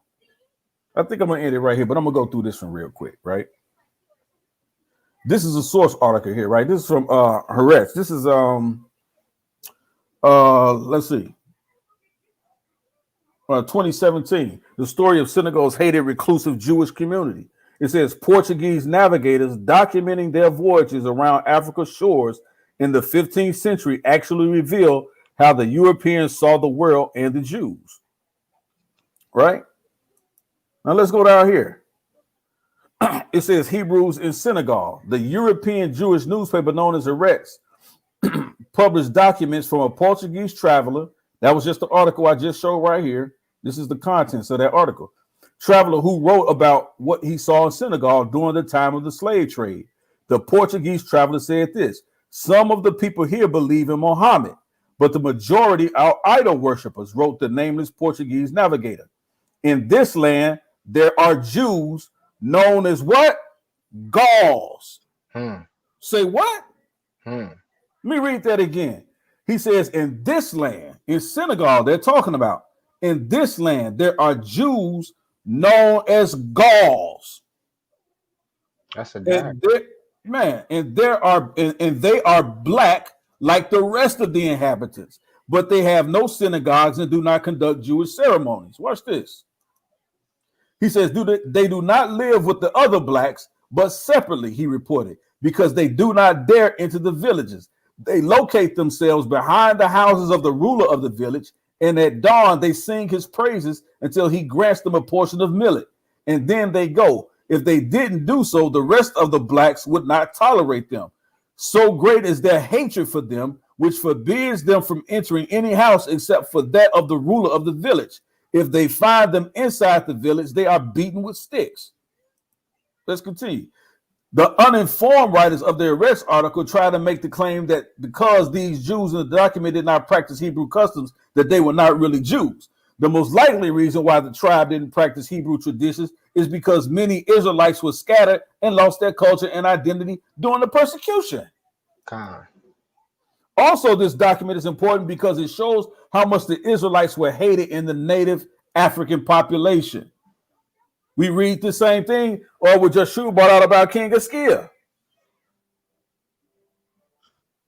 Native Africans hated, most of them are documented. We see they hated these Jews. They hated these black Jews living in their lands. They referred to them basically as squatters, and that's how they viewed them. He says this also helps debunk the myth that the Africans sold other Africans, because some fool will try to bring up that. See, they want to say Africans sold other Africans. No, that's not what we're saying here. Right. It's not what we're saying here. We're saying there's two distinct people here. They both were African, but two different tribes. The local West Africans helped sell Israelites who migrated from Israel, aka Northeast Africa. That's a fact. It's documented. It's right there. You understand what I'm saying? They don't really want the work, bro. Nah, that's... But you can't tell me you haven't come across any of this information in all of your studies of West Africa. This isn't fringe scholarship. We're quoting from direct sources. Primary and secondary. And let me show that poem that me and Yashu was talking about earlier, if I could share my screen. Absolutely. Let me stop.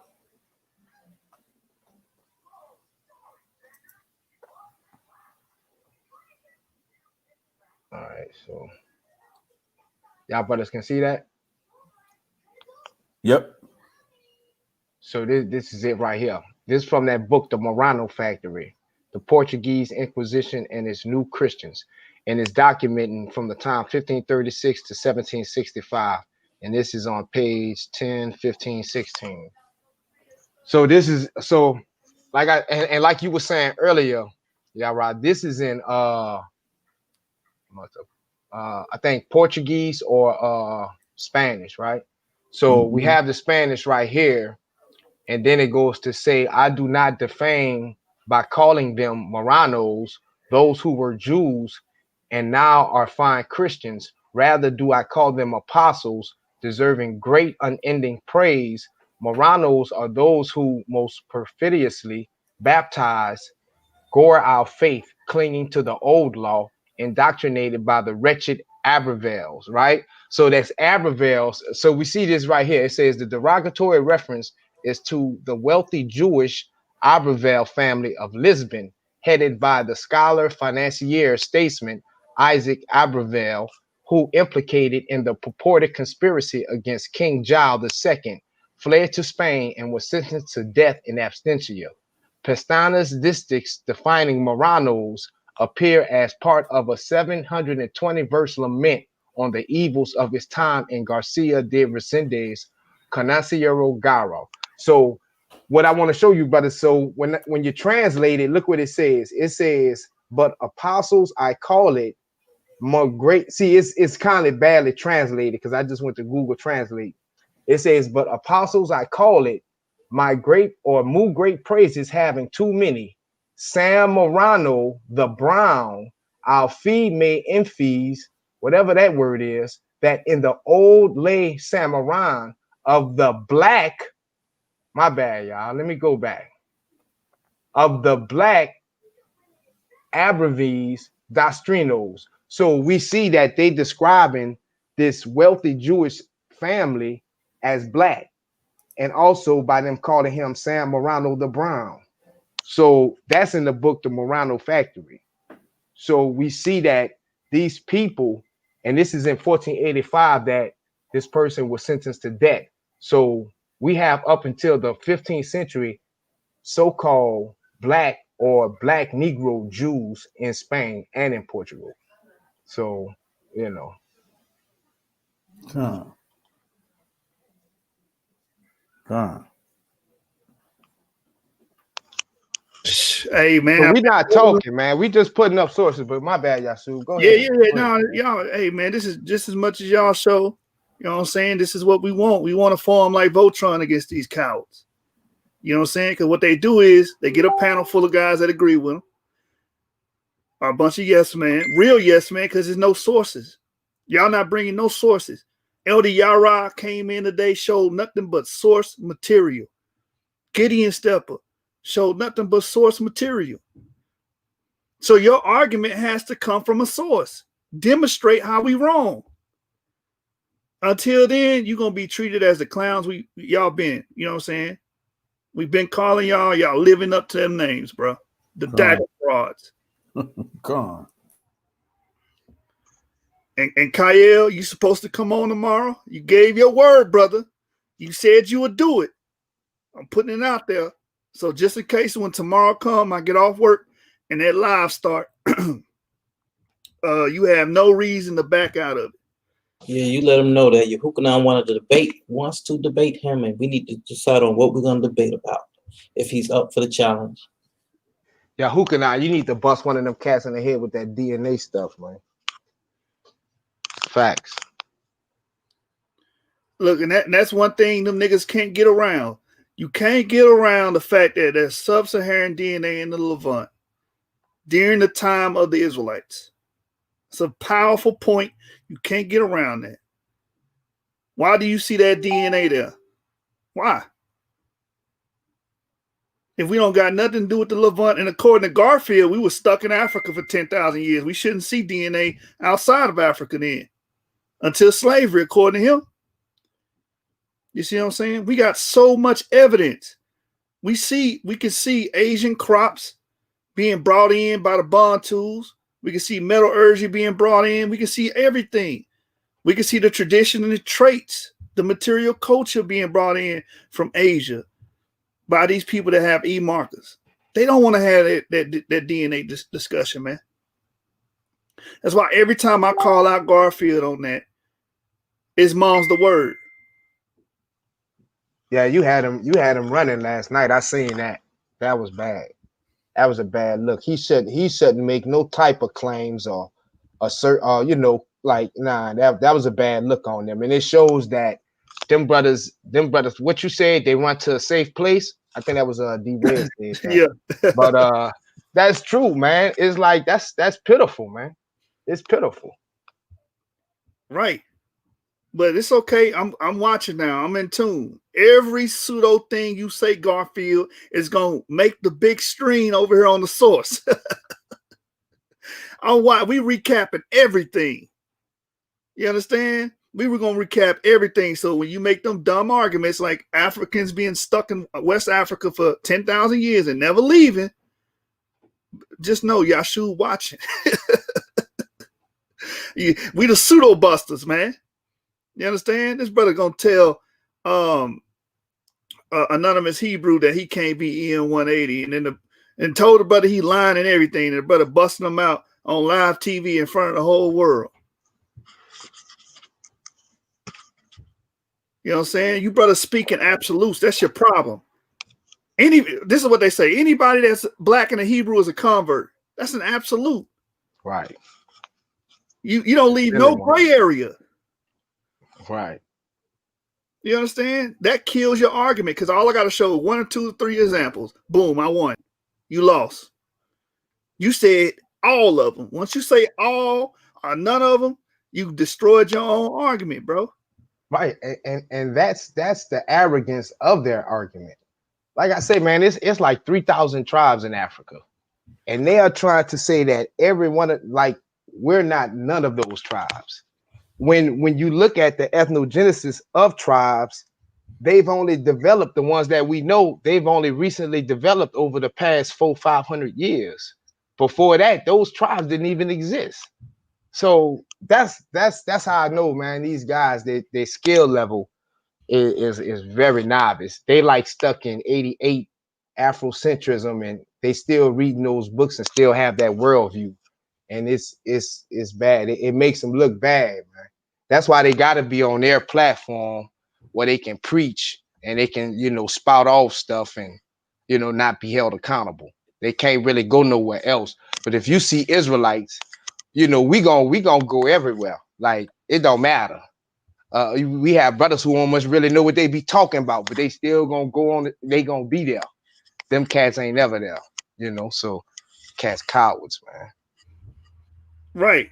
You can't say there was no migration from Asia into sub-Saharan Africa. That's over with. You know what I'm saying? Garfield going around telling people that we were stuck there.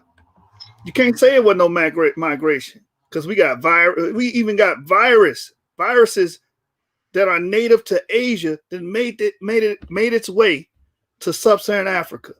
How did it get there, Garfield? How? Come on, man. How did those glass beads that come from Asia and the no culture make it to sub-Saharan Africa?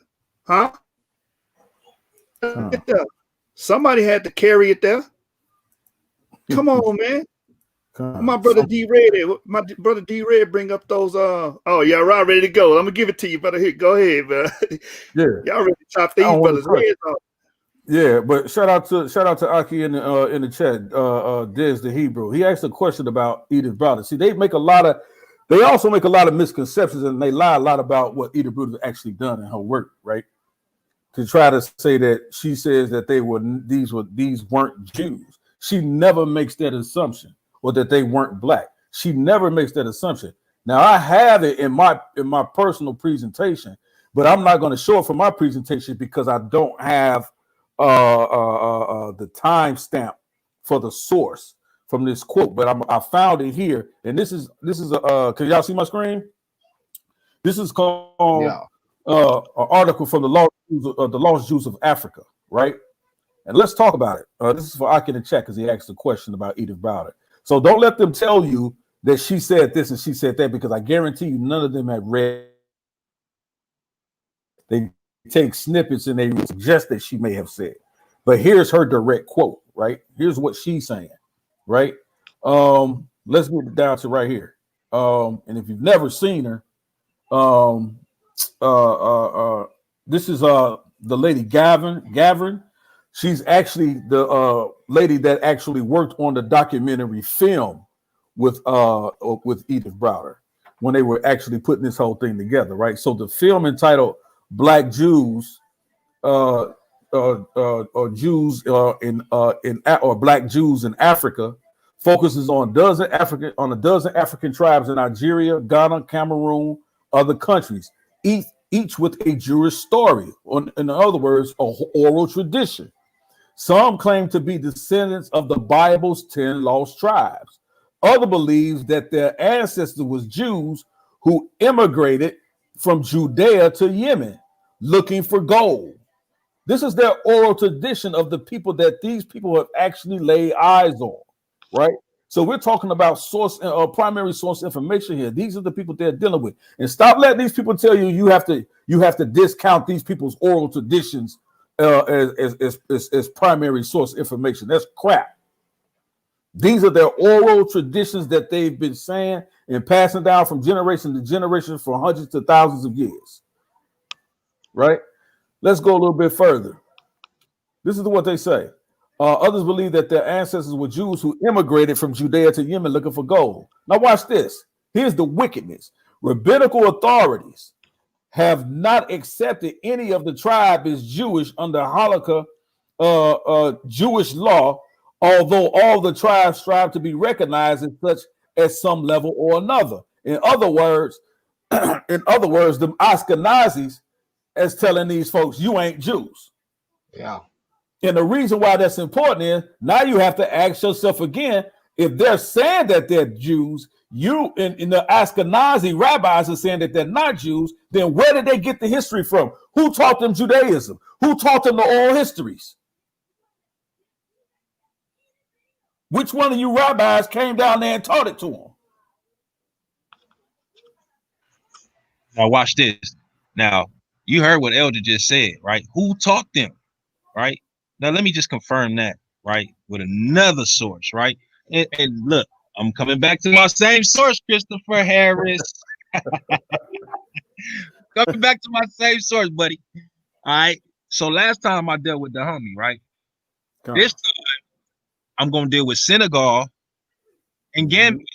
Okay. We're gonna deal with a whole nother tribe or clan or people who they like to say are Africans, right? And this is on page 50 of the book, okay?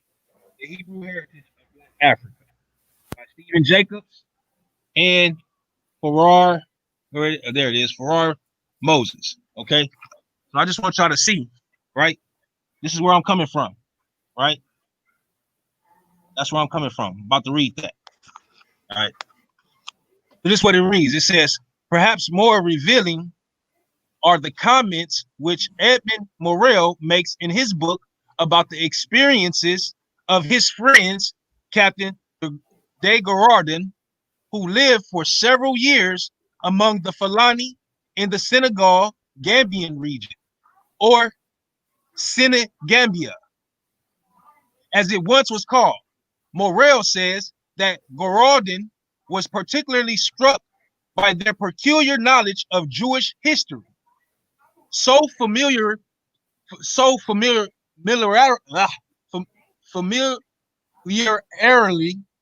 did they speak of the chief Hebrew personalities of the Old Testament, and so well posted were they with the principal events related in it that they could not have acquired their knowledge through Arabic sources, which place little emphasis on such matters. So, how did they get it? Who taught them? You see what I'm saying? That just support what my elder was talking about just now, right now, real time. So we gotta get some real answers from these brothers, right? That like to preach a whole lot with no sources, right? And then when they say they got some primary sources, it's not primary. No, it's commentary. Right. Okay. So I'm just saying, family, we got more where this is coming from. Trust me. It's more, and this is not the only source I have, but because we've been talking about this particular topic, and we've been talking about our place in Africa, West Africa at that. But see, we're not just dealing with West Africa, because when we talk about the migration pattern, we're talking about from east to central to south to north. We're talking about all Africa. All right. We've been there. Some of us are still there. Stop playing games, family. Tanks on the ground. Facts. So, yeah, tanks on the ground. See, this is what I'm saying, fam. Like that, y'all have to show us, man, who these people like.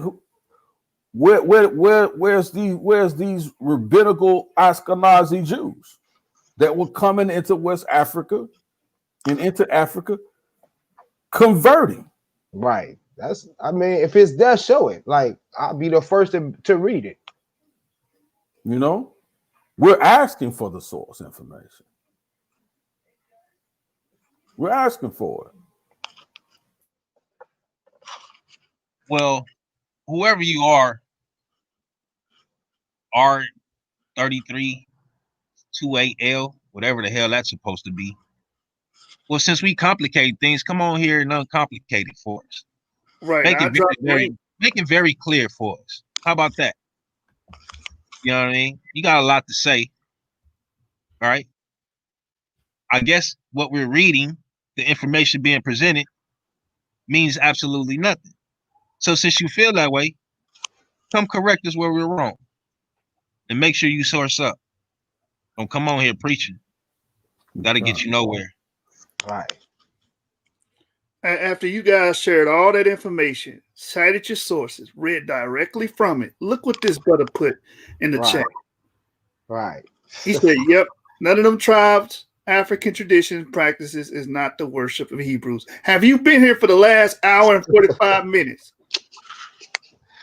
You're absolutely right, brother. It's not the worship of Hebrews, because none of our people ever worship the language that we speak, okay? So first off, you need to make your statement a correct statement and not ignorant. But like You see what Yashu I'm just saying? said, man, So he until you had can to get have your not been watching statement this, man, corrected, because we I'm not even gonna entertain it, nobody. right. We specifically explain.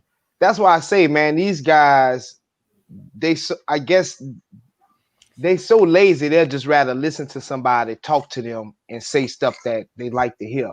Because if you specifically heard it, we all explain that a lot of things that we're not talking about a religion, we're not talking about a trending fad, we're talking about sons of a certain man. Like those people have the free will to do what they want. I mean, how like it's mind-boggling, man. I don't know. Right, and let me address. I want to address this question that's on the screen right here from the brother in the chat. Right, he posed the question: can you show these West Africans practicing Judaism before the slave trade? This is what we're saying to you, brother. We don't practice Judaism, right? We don't God, practice Judaism, brother. God. Judaism is not what we're talking about here. And that's part of the misconception. This is why we have to get the conversation right. This is not Judaism. And I heard Kansu say something foolish too, bro. And I'm just gonna start calling spades a spade, man. He said, if we don't know nothing about the Mishnah or the Targum or the Gemara, we're not talking about Israelites. Like for real. No, he's not talking. You're talking. No, we're not. He's talking about Ashkenazi Jews. He's talking Nah, about I the heard him, but religion. Go okay, ahead. all right, okay. If Go he ahead. talking about Ashkenazi, No, he's not. He's not. He was talking about Black Hebrews. right. But Okay. what I'm saying is that when we talk about Judaism, we're talking about those who practice. We're talking about Persian and Babylonian traditions that were not Israelite traditions of the Torah, Right. And then fast forward 600 CE when they codified the Jewish Talmud, because there's two different Talmuds. You have the Babylonian Talmud and you have the Jewish Talmud, circa 600 CE. About the same time, you see the Arab, what I call the Arab Spring of that time, pop up. You see Islam start to be formed and codified in 600 CE. We're not talking about that. If you go from the Bible, if you go from the Torah, we're talking about the Mosaic law. Right. The Mosaic law, right? And people confuse the Mishnah, which is commentary, and they also confuse the Talmudic writings, right, with the Mosaic law. Right. It's not the same. It's strictly commentary. Basically, you see that these West African Jews have first temple practices, and not second temple practices. Which is exactly. So the answer to the brother's question is no, we're not looking for Judaism among these West African tribes of Israel, because it wouldn't be their practice. We got to get the conversation correct. We're not talking about Judaism. We're not talking about what the Ashkenazi Jews practice today. Right. That's a religion. Right. We're not talking about that. We can't coalesce the two here. This is not the practices that we read about in Scripture. This is not what even the practice that we see in the first century. This is not what we're talking about. We're not even talking. Listen, we're not even talking about Judaism being practiced in 70 AD. We're not talking about Judaism. But again, what we're saying is, if the historians, the unsurmountable evidence, the unsurmountable amount of historians, right, that were in West Africa, encountering firsthand, observing these people in West Africa who identified as Jews in the west coast of Africa and on the Guinea coast, identifying themselves as Jews, we're asking the question, then who told them they were Jews if it was something other than their own oral history and tradition and culture already? Who told them that they were Jews then? A Christian missionary would not have told them that they were Jews. No sheikh or Islamic missionary would have come in and taught them that they were Jews and converted them to such. There would be no Jew who would have come in and converted them in masses to Judaism.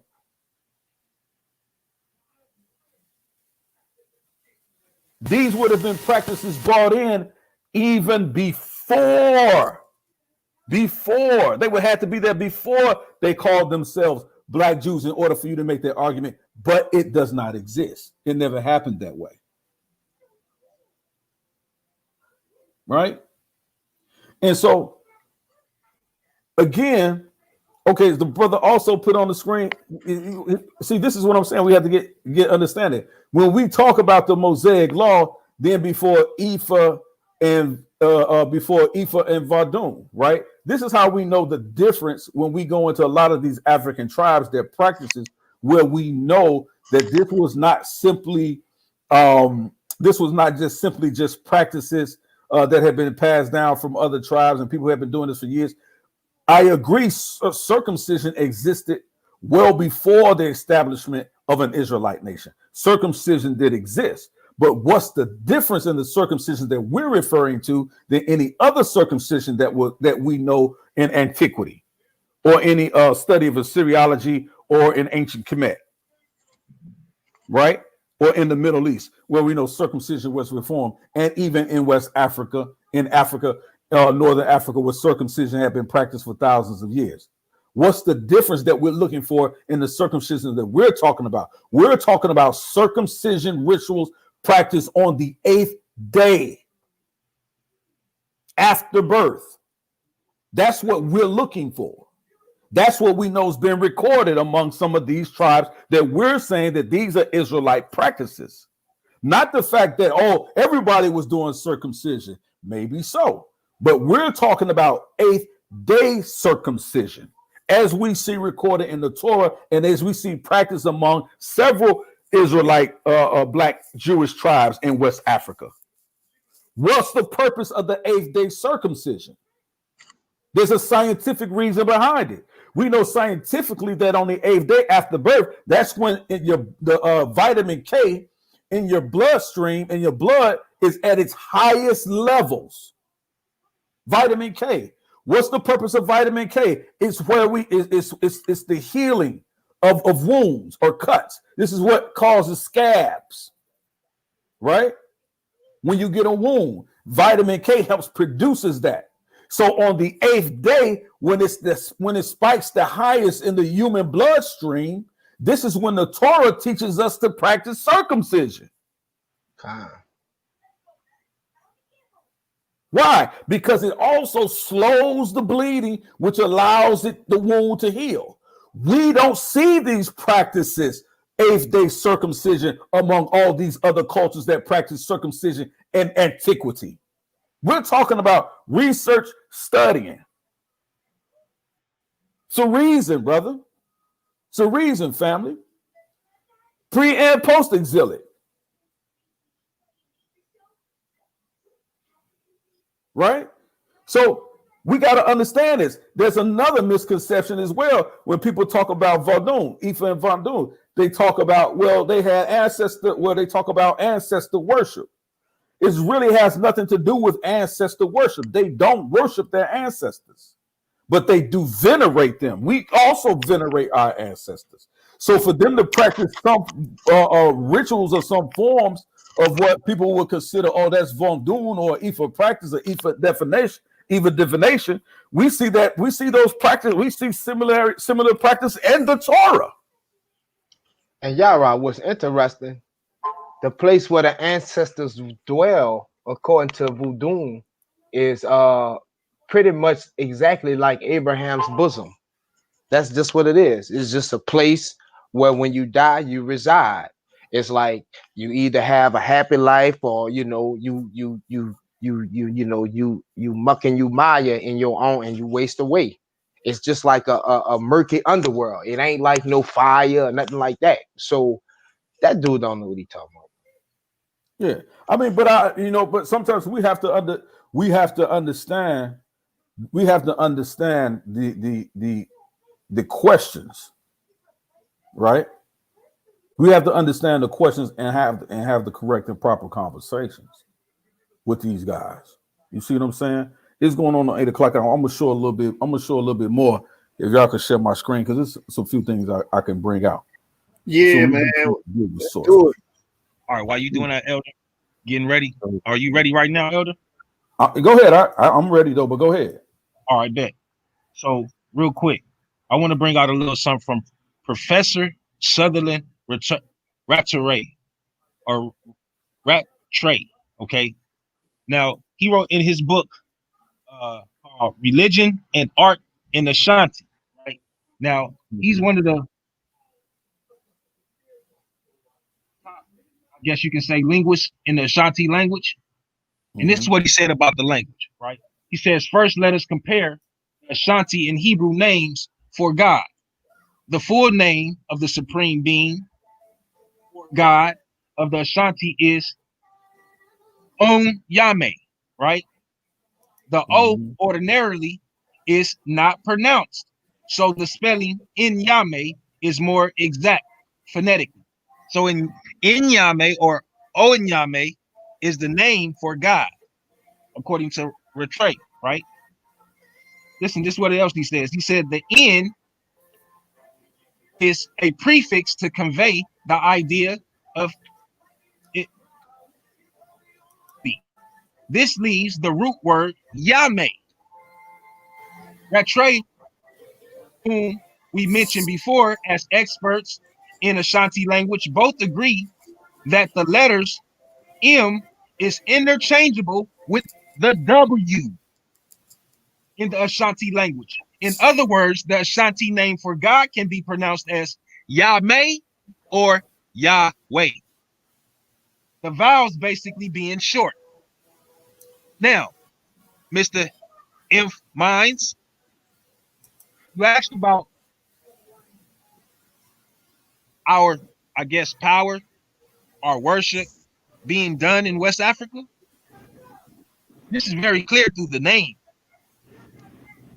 And because of our mixing with different tribes, when we got to West Africa, this is why it changed. But similar in the way it's broken down. So without the Hebrew, there would be no Ashanti language because it's mixed. If you understand what I'm saying, I guarantee you don't. If you did, you would have jumped on and you would have built with us instead of trolling in the chat. Go ahead, Eldridge. Con. And like, we have to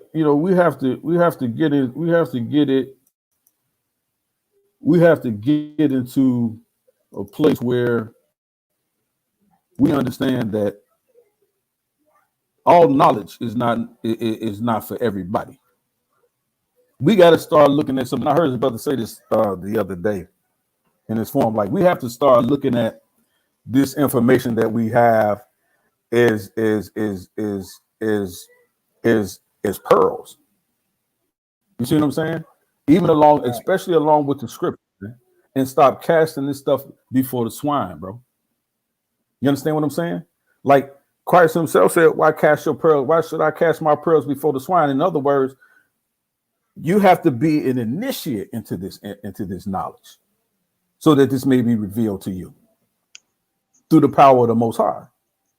Everybody ain't going to be initiated to even have to understand and even receive the revelation of what we're talking about here. So they ain't going to never see it. So we got to get off this thing of trying to convince some of these cats, because it ain't for them. It ain't for them to get it. Hey, can I say something real quick? Come on. Yeah, man. First and foremost, man, peace to the panel, man. As you've seen the Peace, family. building. All right. Long up. Yeah, this is something that the brother what's the brother that came on the show last night, Joshua? Konsu? Yeah. This is something similar to what Konsu was saying, right? About the information. At the end of the day, and this just from my stance and my ministry, what I've been doing, you know, out here in Oklahoma City, you definitely have to get to a point of growth and be willing to, submit yourself to the tutelage. But this ain't about that. This is about confronting naysayers. Like nobody's trying to convince these guys. They're making claims, right, and assertions that we don't have. They claim we don't have answers. Right. They claim that we're just making stuff up. We don't have, historical data to legitimize the points and the things that we're saying. So this is what we're combating. We're not trying to convince these Negroes a damn thing. We're showing those that are watching. You know what I mean? We're showing those that are watching that, yes, we do actually have answers. Hebrew Israelites read more than just the Bible. Okay. We know and understand that the Bible has elements of science in it. You understand? So we make ourselves familiar with science, and we deal with DNA, and we can go into these areas. We're not limited because we're Hebrew Israelites, and that's what we're trying to show the community. I yield. Well said. Well said. No, that's a fact. And the thing is, whenever I'm talking to anybody like that's a naysayer, I know I'm not gonna convince them. It's the people that's listening. And I definitely land back with the brother Yeremiah saying, but to what Yara was saying, like, I would never go on certain people platform, and that's why I big up to you brothers, because y'all presenting this platform. I would never go on their platform to present sources. I'll talk to those brothers and I'll present a few sources. But if you try to go up there, and I've seen it done, they're gonna laugh at it, they're gonna mock it, they're gonna ridicule it, they're gonna do everything but address it. So that's what I mean, because I went on another platform and I told them, like, giving you brother sources is done, because you brothers not listening. But to what Yeremiah saying, there's people that's out there that's listening. So we got to see past how dumb and stupid or how ignorant these people want to be, and know that we talking to people that's listening. So like I said, man, I big up you brothers for providing a platform, Hey, man, we got to keep forming like Voltron against them, man, and keep applying that pressure. But what you're talking about is scoffing. That's how how it's put in the Bible. These are scoffers. It's not about what's on the source. It's not about the information.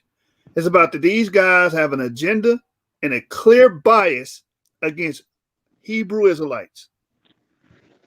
That's what it is. So we can sit up here and prove that the ancient Israelites were black, that Africans on the continent of Africa prior to slavery, like the brother said, he wasn't listening to the conversation. We're keeping these traditions. We're keeping these customs. We read early everything that he read today. He just ignored it. We read that the Jews was in West Africa. Elder Yara had a beautiful lesson and presentation on just that.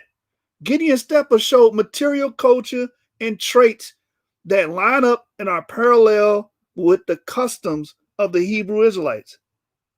And this brother is in the back still heckling, just like Garfield them. Y'all scoffers.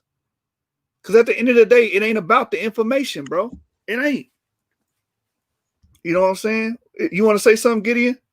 Nah, you good. You right on point. Yeah, now he asking, what's y'all DNA? Okay, listen. I said earlier, you find sub-Saharan African DNA in the Levant. That's irrefutable. During the time of the Israelite period, before the 8th century BC. You can't get around that. You find E1B1A there. That's us. So if you want to have that DNA argument, Mr. Inf Minds, click that link, man. Come on, brother. Talk about it. Yeah. If you can, hopefully Kyle come up on here tomorrow. I'll take on Garfield. We could do it. I don't even have to be judged. But you tell Kyle he talked too much. So it's just time for me and him to set up a debate. Because his master's running. So I'll take on the Petwan if he don't mind. He'll be on tomorrow. I'll probably be at work. Or I'll show up tomorrow and present a challenge to him. If you don't mind. Jeremiah. I yield. Hey, Jeremiah. The brother said he gave his word that he will come on the show tomorrow. That's what Kyle told me, man. So, hey, it's recorded today that you got to show up, bro, and keep your word. You know what I'm saying? So, Jeremiah, if he get in, we try and lock him in with Yahukanan. You know, say no running, man. We're going to prove y'all some Dagger Frauds. We're going to make who you want me to lock in? Kyle versus Yahukanan, man. Because Kyle stated that he will show up on our show tomorrow. That's what he told me. You know what I'm saying? And we're going to see if that pseudo is going to stand on his swear tomorrow. Because I got some questions for you, Kyle. Watch this, Jeremiah, because he went on that show and said, I twist what I read. You understand? I misinterpret what I read. Him and Garfield said the same thing. So let me ask you this, Jeremiah. Since I twist what I read, the sources I got don't say that these Jews was black. I'm going to read this to you and read it to the audience and see if I'm twisting it. This is from the Sephardic Atlantic, Colonial Histories and Post-Colonial Perspectives by Sina R. and Jonathan Scorch, page number 168. It says, early modern Jews were not automatically white, but they were easily counted among black people. Now, Jeremiah, am I twisting that, brother? How do I misinterpret that, bro? How? Is this the slide that he accused you of that of? No, he just said they don't show no proof. They just threw that out. Okay. Yeah, I mean, listen, bro. That's a fact. You know what I'm saying? What you just read. But if we're just talking about those that are watching, is there a way to misinterpolate what this man just read? Right? Like, I mean, that it don't get no more clear cut than that. But I'm the one misinterpreting it. But when they speak, they say, well, black means sick. Or black. How do you get that in this sentence? That don't even make sense. Oh, that's ridiculous. Or black mean, here go another one. Black mean white, but just darker than other white, pale people. How they counted Yeah, them that's up? I'm like, y'all the ones that's misinterpreting the source because you got a clear goddamn bias, man. You so damn biased that you will twist these passages, twist these quotes to say they not black. You niggas is sick, man. You see what I'm saying? But like I told him, bro, because that ruins that whole thing with Kyle talking about the Berbers and them being mixed. And the only way that they're justified having a connection to Israel is because the white mixture between them and white Jews. Like, bro, like they're going with the national world standard of what quote unquote Jewry is, right? They're going with these Ashkenazis because the world says that they are the Jews. Right. They never question them. They never. I never seen Garfield, Kyle question them. In fact, this is how you know they don't question them, because they say you guys still in them people's culture, because you feel like they own the culture and we the imposters. But if you look into history, and I believe Gideon brought that up earlier, they are the converts. It's in their history that they converted, man. This is not even a secret. Thing is, they'll tell you. Yeah, listen. If you sit down and really talk with these folk off camera, if you really sit down and talk with them, they're gonna let you know the converts. It's in their almanac. It's in their Jewish almanac that they're converts. That's one thing. Yara can testify to this, and Anonymous can testify to this. We had this dude named Musha, or whatever he was, and he had insulted us that day. I was going off. When I brought up my sources that day, he typed in the back chat, yeah, they converts. Yeah, you know, most of the Jews in the land or whatever are converts. He even admit to it. He'll tell you. A yield. Right, brother, right. But they trying to throw that argument on us when it's documented proof of these guys, of these Ashkenazis converting and not being the direct descendants of the Israelites spoken of in the Bible. Do they go on tirades and make multiple shows about the Ashkenazis? No, they don't. And another thing I don't understand about Garfield, you got quote unquote Bible believers cheering him on, but they supposed to be Bible believers. Crazy, right. Because their war against them being held accountable to the cultural expression of their ancestry. So you rather side with a man that is discounting the whole Bible? He said today again, the Bible come from the Greeks. He said it again. He said you won't find no Jewish customs before the Greeks. That was his words. And you got Christians in there. Hold on, who made that statement, bro? Man, you know who made that statement, man. Garfield. No, but what's funny, I heard him make the statement, but I don't know if it was 10 minutes before or 10 minutes after. He said the total opposite. He said, I'm not saying that they got it from them. And then I literally heard him say, well, Yahshua just said he said. He said it in the same breath almost. But they just talk and whatever sound good, that's what they're gonna go with. I don't understand the statement. You said there was no Hebrew Israelite culture before the Greeks? Before the Greeks. And then he cut himself because he brought up the elephantine papyri. Moron. Exactly. I mean, like, yeah, it's ridiculous, man. Hold up. So the whole Babylonian captivity and exile of the children of Israel never happened? No, he said he'll say it. That's what I'm saying. Like, he don't make no sense. Like, he'll say the Babylonian captivity happened and things of that nature. But again, then he'll say we didn't come along till much later. So it's ridiculous. Yeah, he's so all over the place with his claim. And like I said, when he brought forth the elephantine papyri, that kills your whole argument, because they were having a discussion on how to keep Passover. Wait a minute, how they know about Passover before the damn Greeks? Exactly. But see, he won't use that for that argument, but he'll drift off into another argument and use that information for that argument, which debunks his former argument. So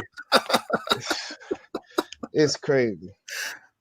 I'm like, yo, and you know what that's called? That's called being a pseudo, man. Yeah. So I had a debate on the channel about this, right? What was it called, Jeremiah? Does the Hebrew culture exist prior to the 7th century? That my whole debate kills everything this brother said. Because we have material culture that reflects on the biblical narrative. You understand? We find the 7-spouted oil lamp. Hold on, I'm gonna show y'all. I'm gonna show y'all. I mean, this brother keep making these erroneous claims, bro. And this is why I tell y'all that's because I know I got a lot of y'all Garfield viewers in the chat. Start making that man pull up his screen and show y'all where he getting this information from. At the source, we show y'all directly where we getting it from. Right. So we really hiding information. Right. It's no problem that y'all follow him, but don't follow him blindly. Like at least make him work for what he's saying. You know, like y'all just head first with it. But go ahead, Yeshua. Right. Yeah, that's a powerful source right there, man. That's a screenshot right there.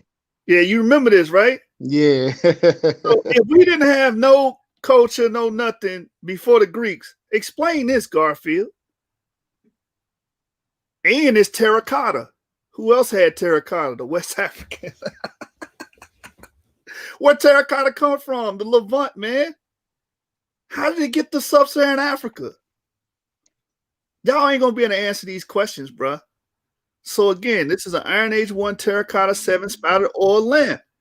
This kind of lamp is found sporadically in the ruins of Canaanite shrines of the Iron Age and an occasional Bronze Age precursors. Such 7-spouted lamps set on cylindrical stands are what would be expected on archaeological evidence in a Jerusalem shrine of the Iron II period, which is the period of Solomon's temple. Come on, bruh. Damn, I need a bomb right there. Right. For real. Was there a 7-branch lampstand in Solomon's temple by Carol L. Myers, page 47? Right? So how do we got, look, we have all these examples right here, 7-spouted lamps. Examples from Israel, 7-spouted lamps with and without pedestals were found in Tanekh, 1300 BC, Dothan, 1200 BC, Gezer, 1000 to 550 BC, Ain Shems, 900 BC, Megiddo, and so on and so forth. The relatively few examples of this lampstand may imply that they were used only for special purposes, such as in cultic ceremonies. The fine example, Tel Dan, in its association with the Bama in the cultic area, seems to indicate a ritual use. Isn't it not what we find in the Bible? Like, come on, man. So how do we have this material culture here if it didn't exist prior to the Greeks? Right? And that's from the Zondervan Handbook of Biblical Archaeology by Randall Price, page number 246 and 247. Let me see. What else I got here? All right, here's a good one too. Professor Gershon Galil of the University of Haifa, who deciphered the inscription, it indicates that the kingdom of Israel already existed in the 10th century BCE, and at least some of the biblical texts were written hundreds of years before the dates presented in current research. Come on, bro.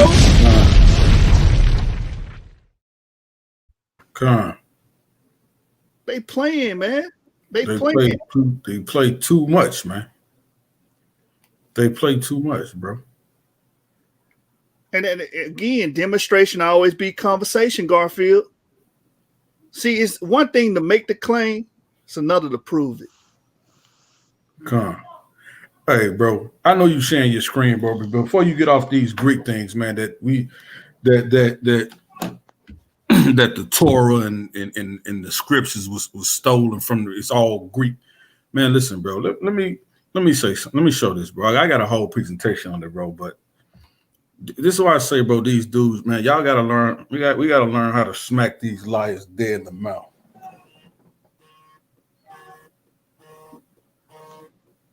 You ready to show your screen?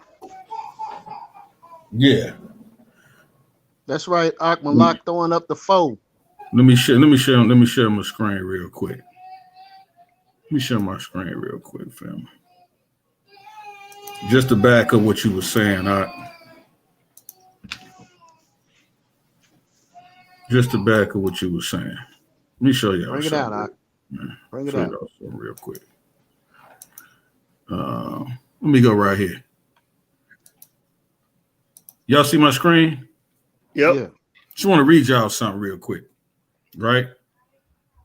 This is it's called Plato. This is Plato and Moses, right? Now let's read this article, right? And now let's look at the sources that's in here, right?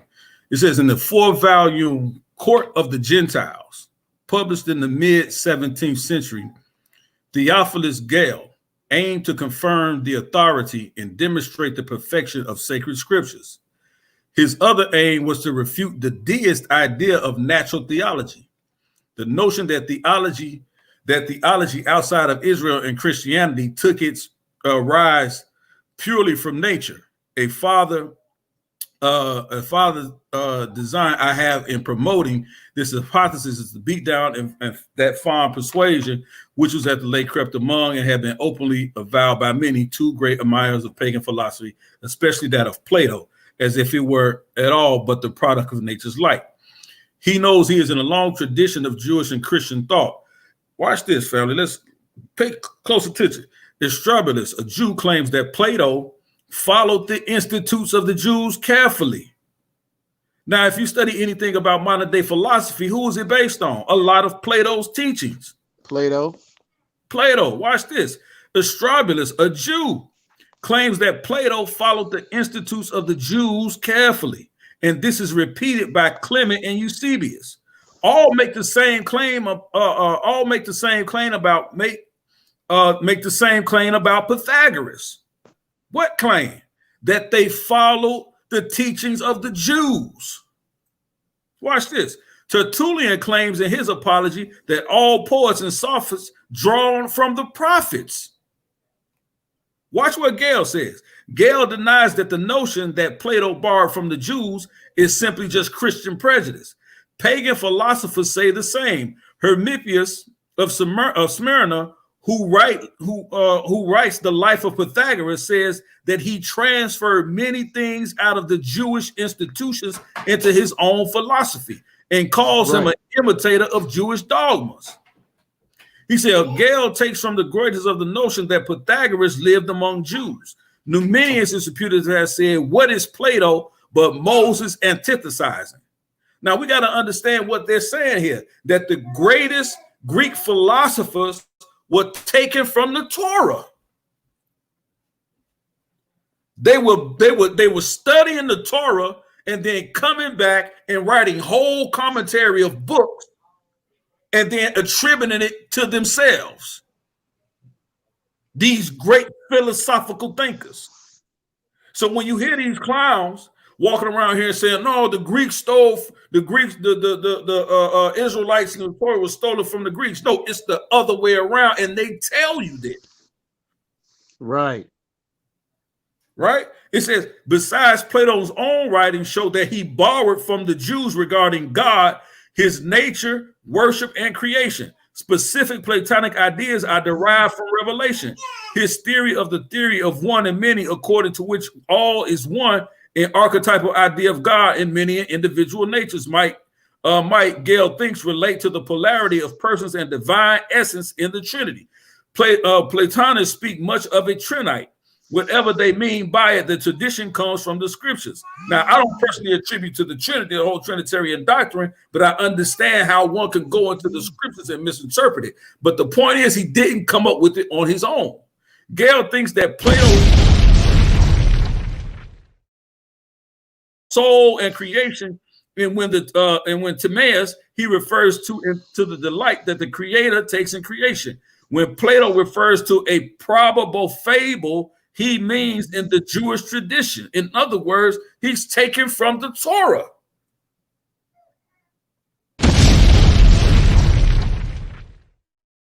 Let's come around and say, oh, no, this is all Greek. No, these are Greeks like we've known that they've been doing, and well as other cultures have been taken from the Torah, been taken from our culture. Cultural appropriators is what I call them.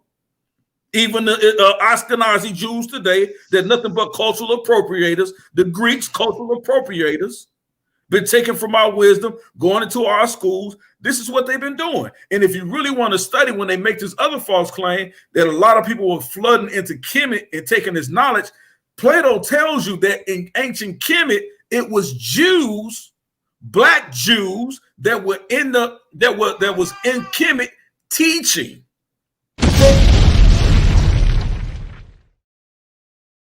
And this is who they was gleaning that information from. This isn't stuff we're making up. It's recorded in history. Right? Let me go on a little bit further. Let me read this last portion right here. It says, like Augustine and others, Gall attempts to demonstrate a historical connection between Plato and Jewish sources, arguing that Plato encountered Jews, what? During a sojourn in Egypt. Let me tell you this. It wasn't no white Jews. And it wasn't no white Egyptians during this time. Explicitly in Plato, because Plato deliberately covered his depth because Jews were despised. Why were they despised? For two reasons. Because they worshiped the Most High, and the Most High was with them, and they were black. To gain more glory for himself, to gratify Greeks, Plato thus discolored. Do y'all see that right there? Why would he have to discolor them, bro? Plato thus discolored and disfigured the habit of his Jewish traditions and concealed their original. Yet we are not without some evident notice and discoveries that he owned the Jews under other names as the authors of them. You understand what I'm saying? In other words, we know Plato plagiarized from the Torah and never gave credit back to the Torah and the prophets.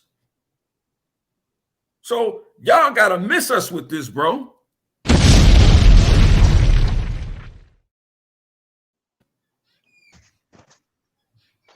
There's no way. There's no way that information, that the information you see and you read about today about, listen, bro, all Greek philosophy, all this esoteric and Gnosticism and all that crap they talking about, it was stolen from the Torah and the prophets. Cultural appropriation at its finest, fam.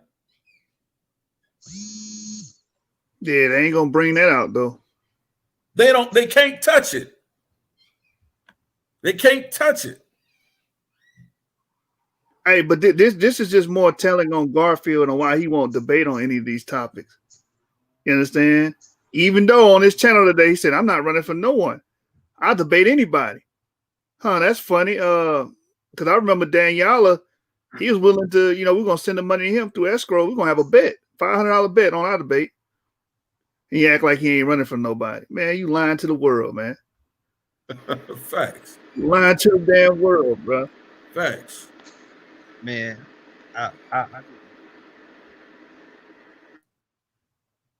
You're sure?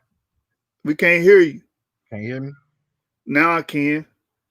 Okay, you can hear me now? Yeah. All right, cool. So I want to bring this out because Garfield, he talks a lot. He likes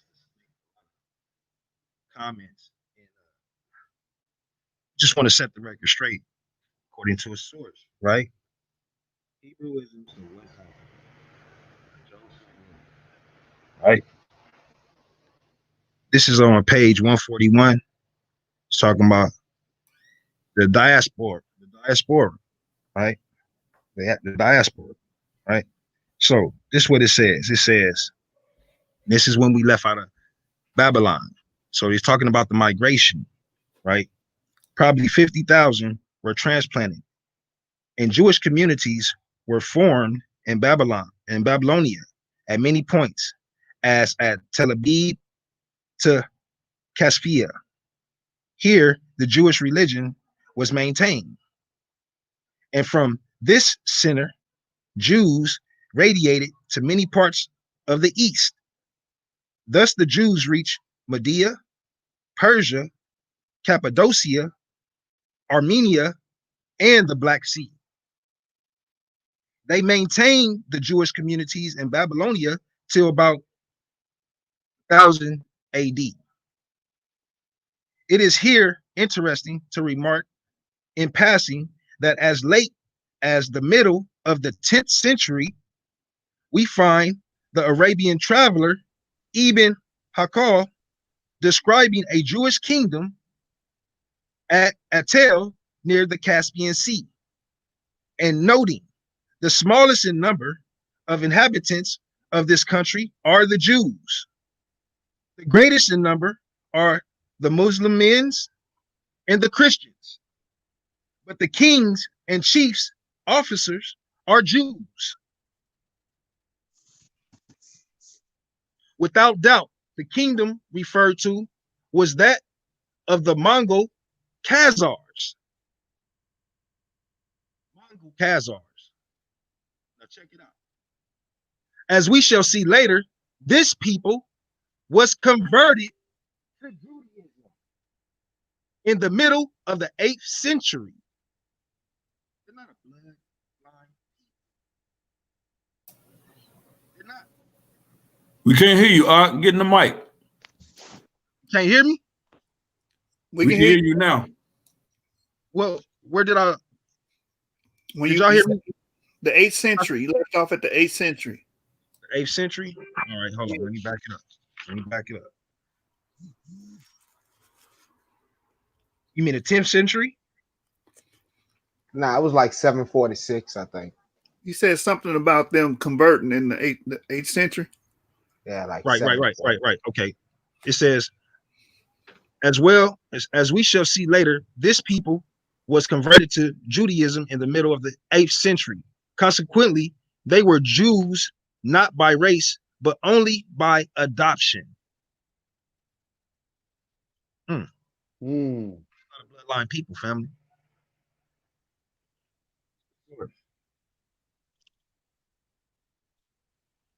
So why they don't talk about them? Since y'all got a problem with converts, I don't never see y'all saying, "Oh, these people stole their culture. These Ashkenazi stole these people culture. They not Jews." I don't never hear them say that. They just run with it. Yeah, they the real Jews. Y'all stealing these people culture. Y'all want to be white. Y'all hate Africans. Oh, we the ones who hate Africans. But wasn't y'all saying the Africans is lying about their own oral history? When y'all making fun of all of the tribes, the Limba tribe, Rabon, you on camera doing that, man. But we the ones who hate Africans, though. Huh. Idiot, bro. He's an idiot, dog. That's crazy, bro. They spin this narrative like we the ones that are self-hating. We hate our culture. But who's going on the rampage to kill and destroy and conceal our history? Right. But what's so phony about it, they finally had an African claiming Israel on his panel. And I didn't see all of it. I seen most of it. And if he didn't shut that dude up and told that dude not to talk, basically, he ain't tell him nothing. But it was ridiculous. Like not somebody in Europe or somebody in Sweden or somewhere saying that they African, but this was an African in Nigeria claiming Israel, and he literally shut the dude down. So that is crazy, man.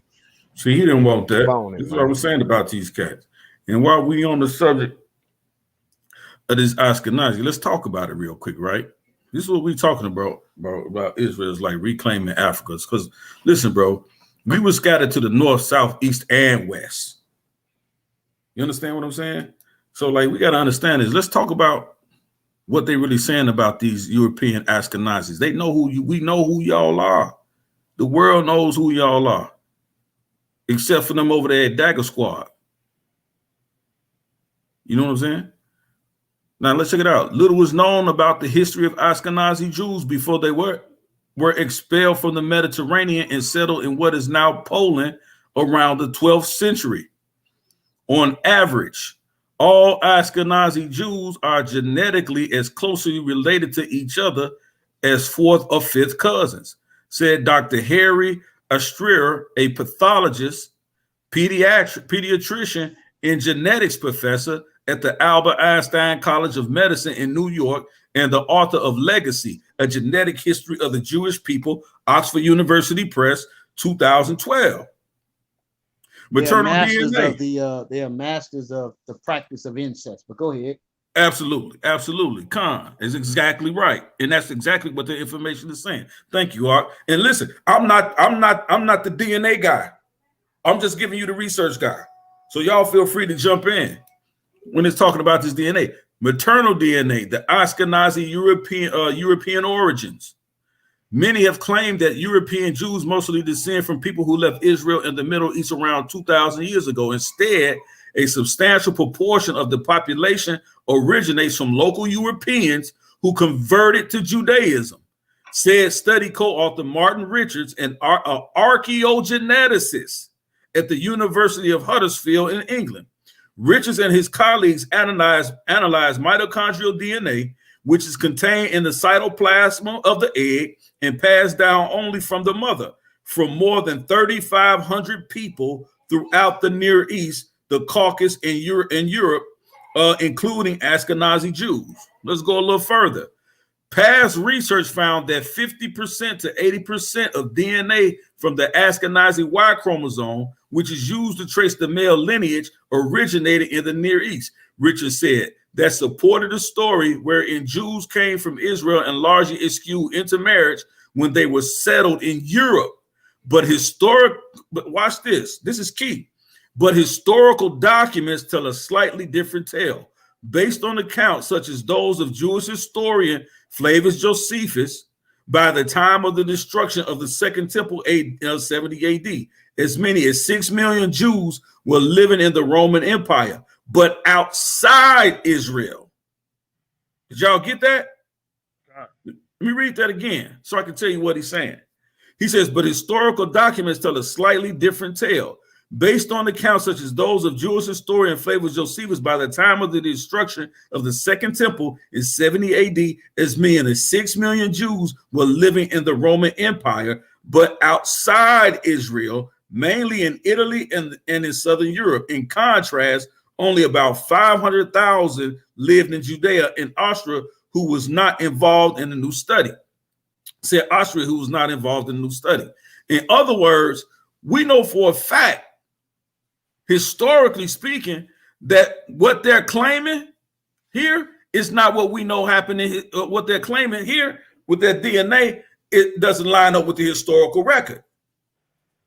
Now you got to ask yourself, after 70 AD, where were these 6 million European Ashkenazi Jews were, if that's who Josephus is talking about? Where are these 6 million Jews that were living in the Roman Empire, right? Where are they? Where are they today? Let's go a little bit further, right?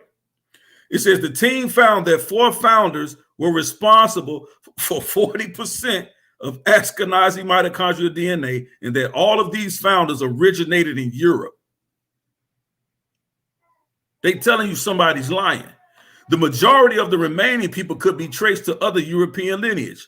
All told, more than 80% of the maternal lineages of Ashkenazi Jews could be traced to Europe, with only a few lineages originating in the Near East. Virtually none came from the North Caucasus, located along the border between Europe and Asia, between the Black and Caspian Seas. The findings should thoroughly debunk one of the most questionable but still tenacious hypotheses that most Ashkenazi Jews can trace their roots to the mysterious Khazar kingdom that flourished during the 9th century in the region between the Byzantine Empire and the Persian Empire. Richard Usher said, the genetics suggests many of the founding Ashkenazi women were actually converts from local European populations. The simplest explanation was that it was mainly women who converted and they married with men who came from the Near East. You see what I'm saying? Like, they don't, when they tell us we don't know who we are, they have absolutely no clue who they are. None of right. And that's also corroborated with the source Arthur Coast off the 13th tribe that talks about the Ashkenazi conversion. I mean, not the Ashkenazi, but the conversion of the Khazarians. When they sent ambassadors in, and the nation of Khazaria split in 3 fashions. What ultimately ended up coming out of Khazaria are the Caucasus Mountains. This is why they also call themselves Caucasian. You understand? What ultimately ended up coming out is the Ottoman Turks under the Islamic flag. the so-called Polish Jews, and some of them went back into Italy and started the Renaissance period.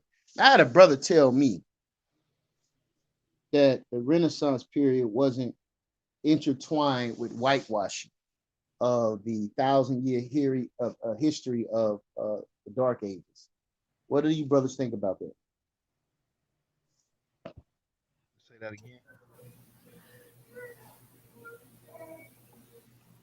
Well, as far as the hold on real quick before we do that. Can I please just land me back on what Yara just presented, because this is the same information that me and Garfield debated on his channel.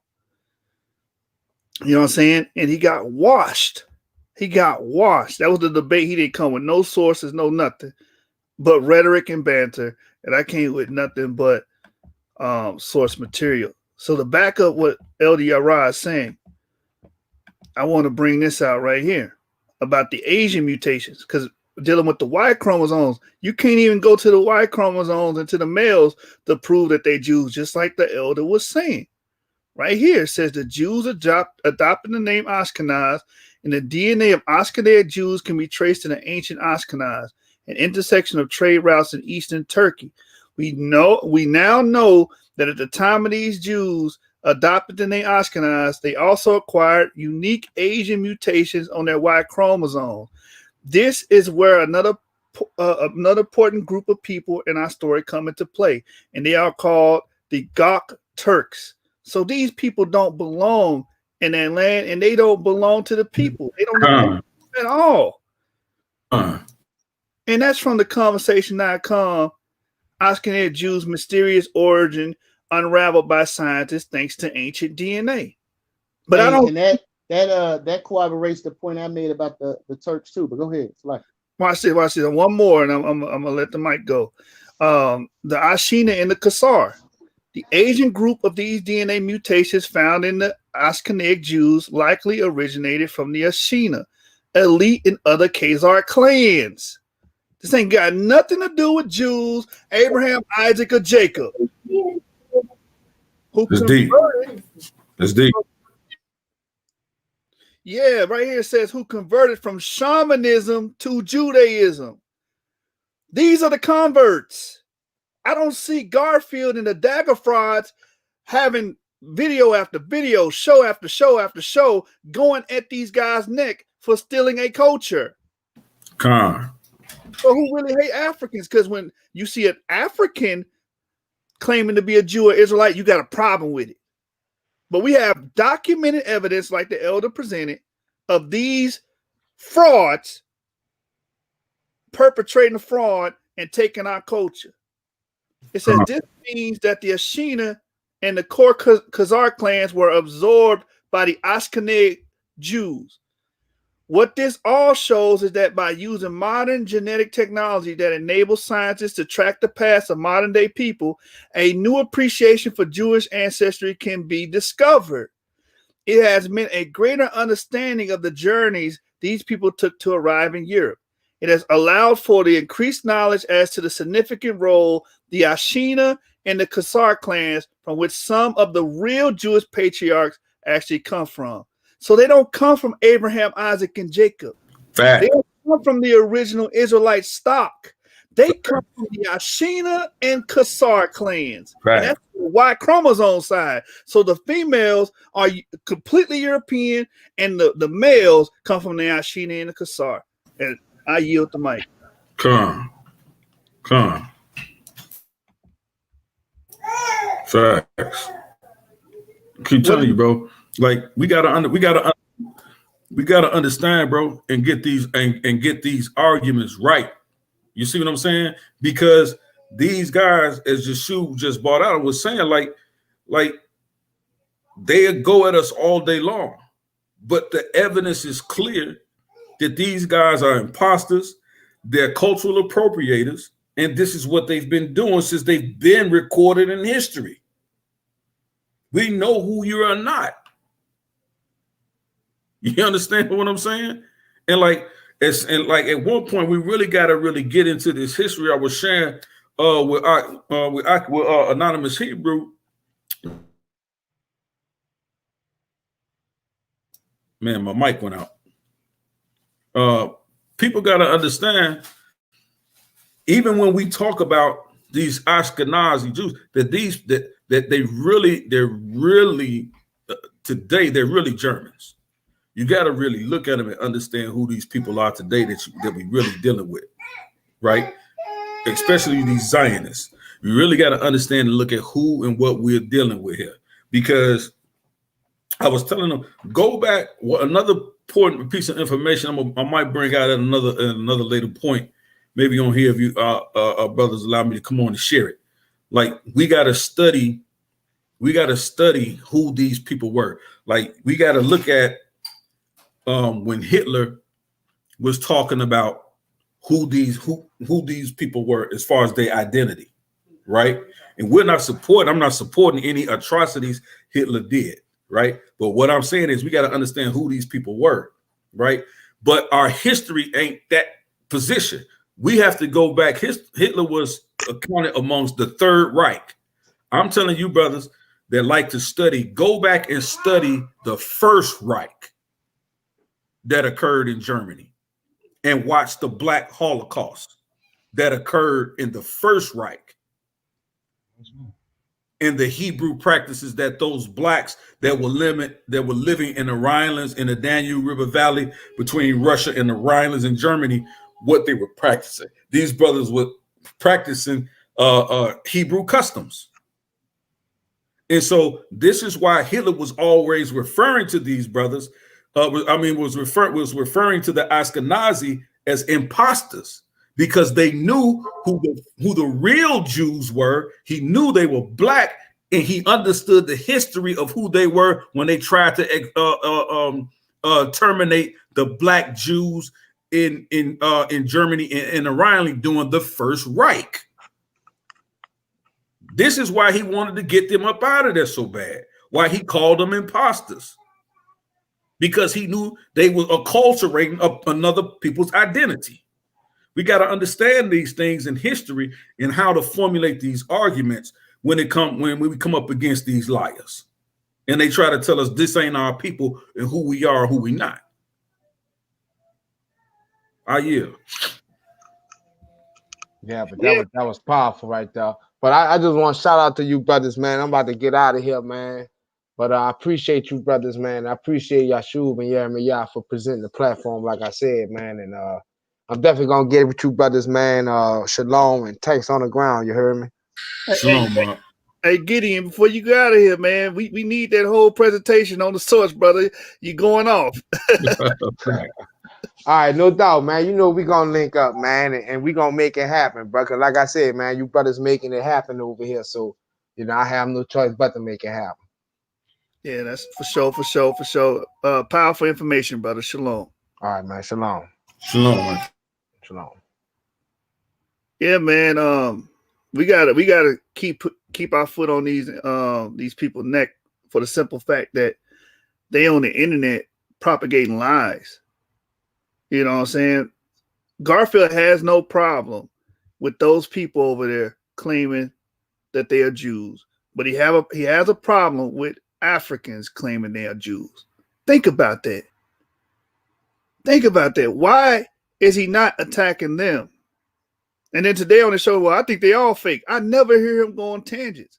But like Elder Yerad brought out, the real frauds is the Ashkenazi. And we have written, documented historical proof. You understand? We have the proof. We have the genetics, the genomic data showing that these people have nothing to do with Abraham, Isaac, and Jacob. But guess what we got? We got DNA, genomic data proving that we are related to those people. And we got strong arguments to prove our case. If y'all was here it's almost 3 hours. You know what I'm saying? I'm about to shut it down because I got to go to work tomorrow. But best believe that we going to keep coming with source material while these dudes run their damn lips, man. Just give me a bunch of lip service. It's a scripture. I think it's Isaiah 29. And I'm glad Jeremiah came because he know what I'm talking about. It's a scripture in Isaiah 29 about the smooth words, Jeremiah. You know what I'm talking about? Yeah, that's Isaiah 30 and 9. 30 Isaiah and 10. 30. Yeah. That's pretty much them in a nutshell. You know what I'm saying? Because when it comes to the truth and the acknowledgement on who we are, these brothers don't want to hear it. They would rather hear Garfield and his antics. You know what I'm saying? Which is buffoonery. Because when the last time Garfield had brought some collegiate information on his channel? Can anybody show me that? We had one of his supporters in earlier. I was like, can you please just show me one source this guy provided y'all? A good, credible source? She gonna say all of them. No, name me one specifically. You know what I'm saying? Y'all not learning nothing from him. Right. Conjecture and rhetoric and commentary. Confirmation bias at best. That's it. You know what I'm saying?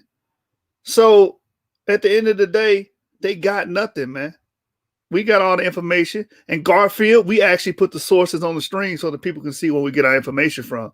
I don't know where the hell you getting your stuff from. Though I said you might be pulling it out your ass. Because you never cite anything. You never show us anything. But Jeremiah, before you left, you wanted to go into a topic. What was it, brother? No, I was just talking about the Renaissance period. And its ties to whitewashing. Okay, I think you said something else about a brother denied that, or yeah. So see, that's my thing too. That means everything that's white is right, everything black is whack. Because when we say, like, people attack J.A. Rogers, and he has the physical proof to show that black people rule in Europe, they'll call that blackwashing. Right. They won't do the same in reverse and say, oh, when we see these white images, it's whitewashing. I don't know what's wrong with our people, Jeremiah. They attack everything to do with us, but they saying we the ones who hate black people, though. If we say that we had kings in Europe, oh, that's blackwashing. Y'all want to take everybody's culture. But when we actually point out who actually took everyone's culture and dominated with the sword, you know what I'm saying? Stole people's religions, identities. You know what I'm saying? Mom's the word. Y'all don't say nothing about that. I think that I think I know who was the one who said that. And I think the problem is when you start diving into European history, and you look at the different families that was in power, they were not all white people that was in power. Right? You had many various colors and shades, and a lot of marriages as well in the area of Italy, right? So when you watch programs such as the Borgias on your Netflix, and you start to see them traveling back and forth between different kingdoms in Italy, everybody's white. But during that time period, we're talking about the 1400s. There was a lot of black ruling families in that area and region that they never bring to the forefront. And so when I believe within the conversation that I was having with the brother, I think that he mistook me for saying everybody was white, so they were whitewashing. No, there were intricate families that were doing this particular practice of whitewashing, right? So when you look at the families like the Medicis, and I believe he had pulled a source on one of the Medicis. This is a conversation I was having with our brother Lance. So he had, and I talked to him about the Pisa family as well, and a couple of other prominent families during that time, which were at the forefront of this so-called Renaissance period. And I think a lot of the whitewashing also came much later, around the 1500s, late 1500s, as they started to, as the Roman Catholic Church started to flourish under certain papacies and enslavement that they were doing in the Western Hemisphere. That enslavement really empowered the Roman Catholic Church, which further pushed this domination of whiteness coming from the Roman Catholic Church.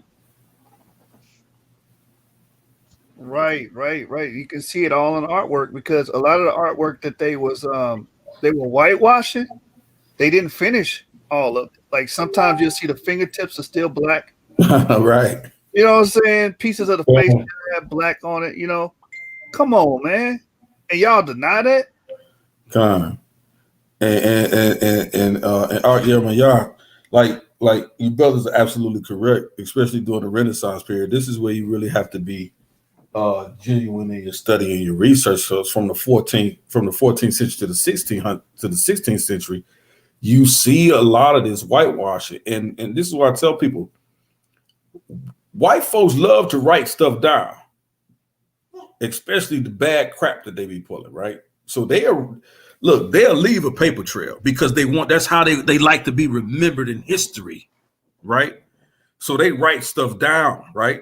And so we know that even during the time in Europe in the 1600s, studied something in the 1600s, an event called the 30-Year War, right? Occurred in the 1600s. And you'll see that there was a gentleman during the 30-Year War by the name of Cromwell. They will tell you that part of his job after they won this war, and I'll tell you who their war was against. But during the part of what he was supposed to do was to basically whitewash or change the iconoclast or the artwork or the images or the icons or the iconography of the black rulership in Scotland and England. That was part of his job. He took that upon himself, right? If you study something, I have a book, and I'll show it maybe one day. I have a book. It's called the Diaries. It's basically called the Memoirs. The Memoirs of John Mackey or John Mackey. It's called the Memoirs of John Mackey. And John Mackey basically was a double agent. Basically, he worked for the court of King James. And after he died, he worked for Queen Anne. And in it, he tells you that King James' wife and the people that were in that court, he describes who these people were and what they looked like to the very detail, down to the phenotypes. He will tell you they were they were long, tall, and slender, kinky hair, the darkest African. These were high officials in the court of King James he was surrounded by. What most people don't realize, a lot of them during that time were mulattoes, right? One of the most famous that we know is Princess or Queen Charlotte, right? She was a mulatto. They knew who she was. You understand what I'm saying? So like, we have to get into this, especially into the Renaissance period I was talking about. They clear and just shoe bought out. You can look at some of the old iconography, especially in the stained glass windows that survived in a lot of these cathedrals. You will see if you and they show examples, like if you put like ultraviolet lights up against the window panes, you could see the black painted faces, the original black painted stained glass, right, that had been painted over with this European shades, pale skin shades of paint, right? And you could still see some of their whole entire hands. As you said, they're figurative, but some of their whole entire hands were still black. And people were wondering, why was that so? It's because they whitewashed a lot of that. So if you study Cromwell during the 1600s, during the 30-Year War, you will see that part of his job and his mission, well, he was charged to actually do that because they wanted to erase any idea or or any evidence of them being subjugated by these mulatto or dark skin or black hierarchy aristocrats. Right. Got to go Right. into the history, fam. I think that another powerful source on that is a book called When Scotland Was Jewish. Okay. I think her name is Elizabeth Cromwell. Yep. Yep. She might be one of the the people don't really like those Cromwells. They took charge of a lot of stuff in the areas during that time. So and people don't, and the reason why that's important, what you brought out, is because people don't realize King James, he wasn't just king of England, he was also king of Scotland. Right. At the same time. Right? Right. Man, shout out to you, Art, for pulling that up. That's exactly what I'm talking about right there. You see what I'm saying? There was no other reason for them to originally depict themselves as dark melanated people. Look at the clothing. You can't say, oh, well, they didn't, that's how the paint faded, or they didn't have any other color paint to use, so that's what they used, or that just meant something esoterically. No, they were painting the actual images. Even if you go back further and see who were in the lineage of the Scottish people, you will find King Kenneth of Dublin, a black man. They have busts of him, melanated skin. Even if you look at Cheddar Man from that area, from those areas, he was a dark melanated man under the renderings. But he had blue eyes. Right? This is how often the Picts, Picts, the Picts were depicted from those areas over there in Scotland, and Ireland. This is how they were depicted over there. The Picts. When you look at some of the prominent families during that time, such as the Stewart family, which is a lot of people don't even know King James' last name is Stewart. Facts. Right. Facts. Look at some of the Caldwells. Look at some of the Douglases. People don't even realize, running around here with the last name Douglas, don't realize it goes back to a black monarch in Scotland. Right. The Campbells, the Gaelics, some of these other prominent families, and they talk about a man in this book, man. They talk about them having Mediterranean features. What is a Mediterranean feature?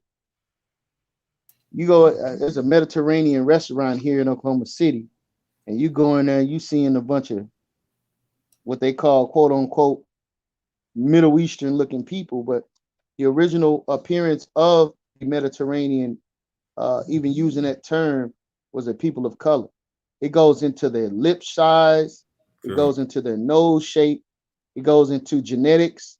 It's a powerful book, man. When Scotland Was Jewish, DNA evidence, archaeology, analyzed the migration pattern and populace and family records showing in the 13th century Shemite Semitic roots. So yes, it's a powerful source, and they link it. I'm gonna read one passage out of here real quick, which is powerful. Well, I'll read two. This is on page 21. It says, and we know that there's a standard, and that the so-called Jewish people, you understand, created this standard of the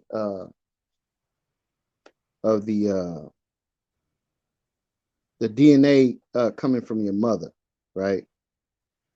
It says the Stewart family maternal line, talking about the maternal line in France, was descended from the tribe of Judah. He believes that his family is of Davidic ancestry. That is from the Jewish King David, and he is therefore a Jew by descent. Talking about King James. And you go on, it talks about the Stewart family and the Caldwells on page 33. It says the Stewart donor scores matches those of the Caldwell donors in the second wave of immigration. So we now move to a discussion of those Jews or crypto Jews who joined their coalitionists in Scotland after the 1300s. What we term the Caldwell Stewart heblotype is the most frequent male heblotype on record. It is widely distributed throughout Europe, in America, and it occurs in most ethnic populations, including African Americans and Hispanics. Damn. That's a fact. I wish you would have told. I would have put it on the stream for you, man. I didn't know you. Okay, yeah. Yeah.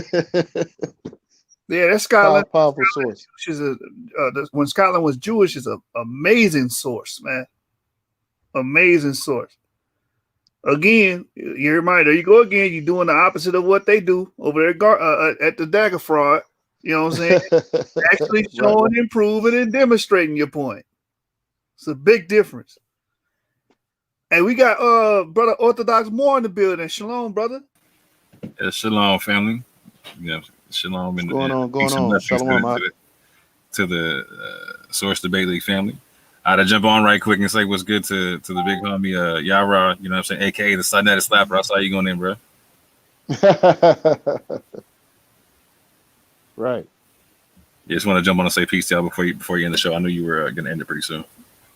Hey, Orthodox man, I wanted to ask you a few questions concerning your interaction with some of these naysayers. Yes, sir. What is your experience been like dealing with brothers just denying sources just because they say so, right? Versus being countered with actual historical information to actually counter. Have you experienced that? Oh yeah, quite a bit. And as a matter of fact, like, so in my past few interactions with the people in like Garfield and the Dagger Squad, like today I just got off the panel a little while ago, right? And we were going around about the pews and about what certain people had said about the pews and what the scholars were saying and what the documentary said and whatnot. And so Garfield had to back away from taking this authoritative stance, like, well, there is none of this and none of that and blah blah blah. To now, he's having to humbly stipulate, well, I don't know what the scholarly consensus is on what's on the pews and whatnot. You know what I'm saying? Like, so people have been trying to take this authoritative stance without having the scholastic ability and or stamp to be able to do so, right? Like, so people like the Dagger Squad or whoever, you know what I'm saying? If they're not linguists, why are you being authoritative about language? Be humble about it. If you're not a historian, why are you being authoritative about history? If you're not a geneticist, why are you trying to be authoritative about genetics? Just be humble about the thing, you know what I'm saying?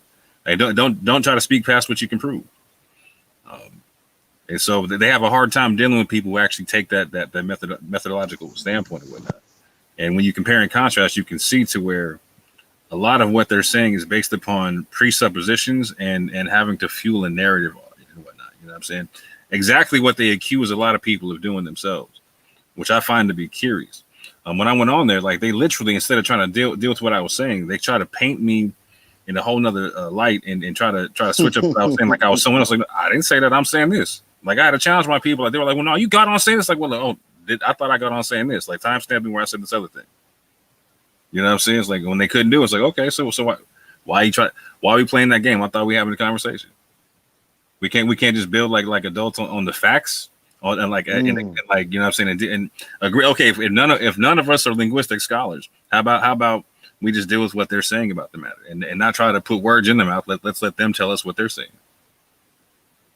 But again, like you'll see, it's not necessarily either people are trying to have an honest scholastic conversation or they're trying to put out rhetoric to back a narrative.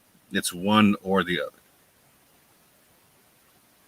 Yeah, man. I mean, and that's sad for us as a people, because you're being intellectually and scholastically dishonest when it comes to certain sources that are being brought forth, certain things that can't be refuted, right? Hey, Jeremiah, I have to correct you on that, brother. I'm sorry, man, but they're not being intellectually dishonest. They just being dishonest. I don't want to. I don't think the word intellectual is applicable to them brothers, man. My bad, brother. Go ahead, man. Yeah. It just in the realms of we're supposed to be operating in the realms of truth, and in regards to the actual tangible things that we're looking at. We're not asking you for your evaluation of the information. We're saying, look at the information, right? And compare it to, what do you have to counter this?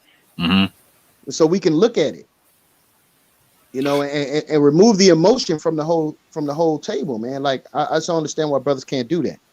Part of their whole narrative, though, is that they've been for like the Sunnetters and the Dagger Squads and the Team Osiris's and the Amun Ra squads. Like, so their whole audience is built off of them dealing with Israelites who are not that informed, right?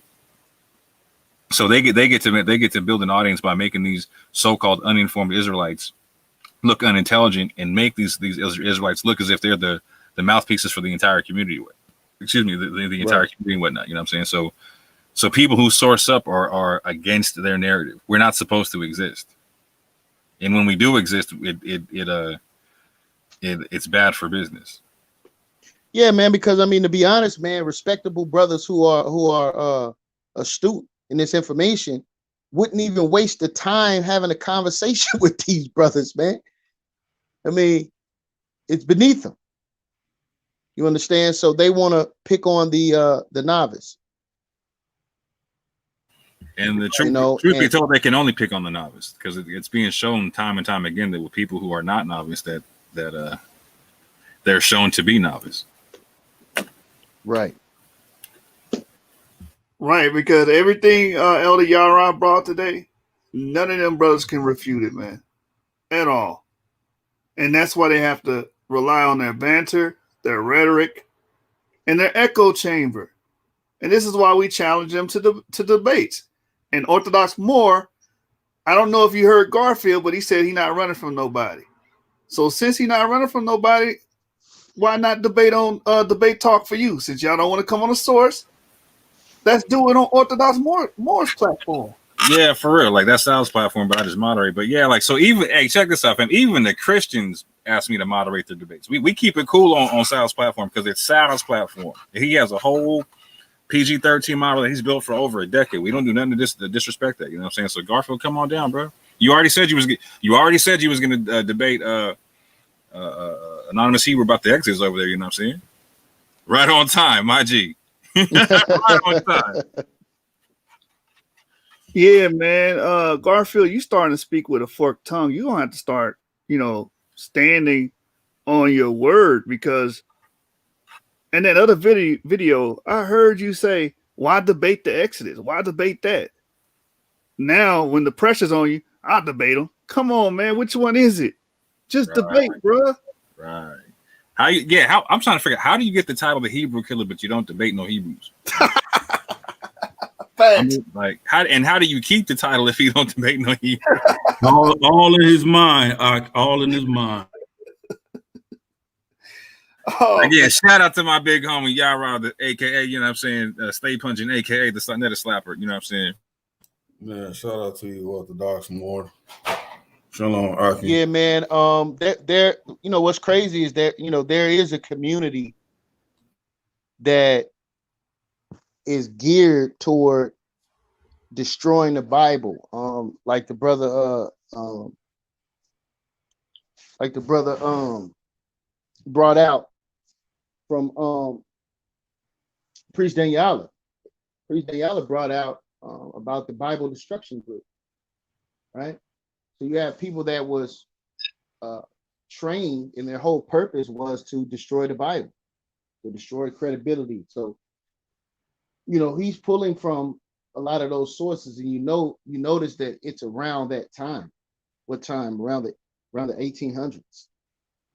You know what I'm saying? So this is when this group was formulated. I encourage you all to go look up the Bible destruction group, right? And you'll see that these guys were collecting so-called scholars, paying people off, doing certain things to manipulate historical records. We know this is a part of their practice for years, even like we were speaking about earlier, going back to the Renaissance period. That was purposely done. They knew early on that they had to recapture what they lost during the so-called Dark Ages. So in order for them to recapture that, they had to create new records. You understand? They had to alter certain historical things. This is why you don't see any black faces on your channels like the History Channel. Before I came into Truth, I used to watch that. I used to feel like I was, they was dropping some jewels on there, man, until I found out this is a bunch of damn lies. You understand? So that whole purpose, the History Channel, what they're doing in mainstream, these are the sources that brothers come to us to argue with. Check out what I'm saying. Usually their sources are around anywhere between the late 1700s, 1800s period, where they start to try to talk about, times before that. You understand what was going on in order to further whitewash in literature and not just paintings only. I yield. Absolutely. I'm going to turn my camera on real quick because I wanted you brothers to see this book. Because oftentimes, we quote a lot of presentations and stuff, but I want you to see this book. Let me turn my camera on real quick. Can y'all see this book? Yep. Get this book right here, if you can. Right? This is a primary source. This is a diary of John Mackey. This is his diary, right? And in his diary, he talks about, this is his memoirs of the secret services of John Mackey during the reigns of King William, Queen Anne, and King George I, including also the true secret history of the rise, promotions, and of the English and the Scots nobility, officers, civil, military, and navy, right? And in here, this is right after the death of King James, the King James of the King James Version Bible. This is right after his death. He's recording what he's seeing in the court of King James, because a lot of stuff is going on. People are getting moved and shuffled around. A lot of the dignitaries from all over Scotland and England and Ireland are coming to Queen Anne because there's no king installed yet. So she's in power right now, right? His wife. So what happened? So what you're seeing and what he's writing in this book is he's telling you who these players are. And he gives you the names of the nobility.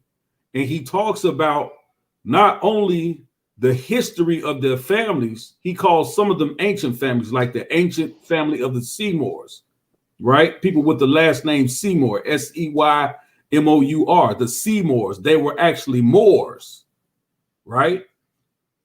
They were Seymours. So this is where he tells you this is what the name is from. But he describes them and he calls these people of black complexion.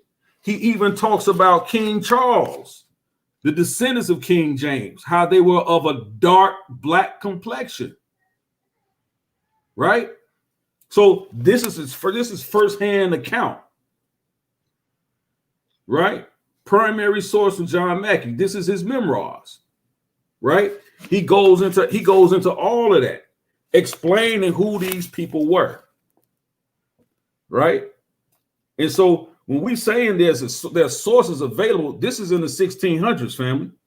This is from the 1600s. He tells you that these people were black, but just like I was saying, how come you don't see no black faces in them documentaries? Because they were whitewashing the history, bro. They were whitewashing the history. They go into that. Yeah.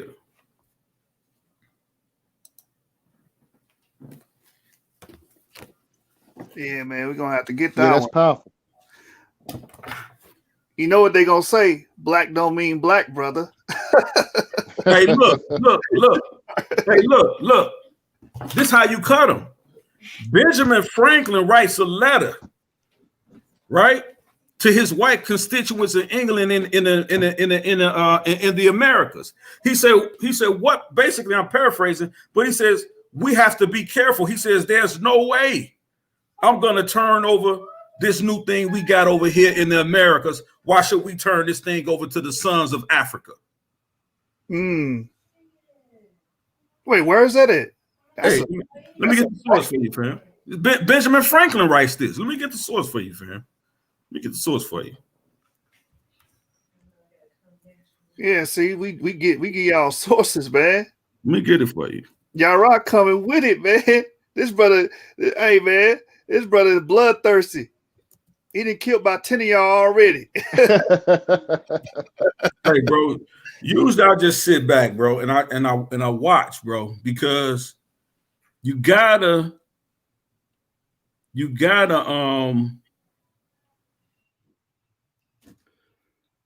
pay attention, man, to this, man, and let them hang themselves, right? Right. Give them enough rope to do so. Okay, let me pull a quote. I'm gonna share my screen real quick. Let me share my screen real quick. Let me share my screen.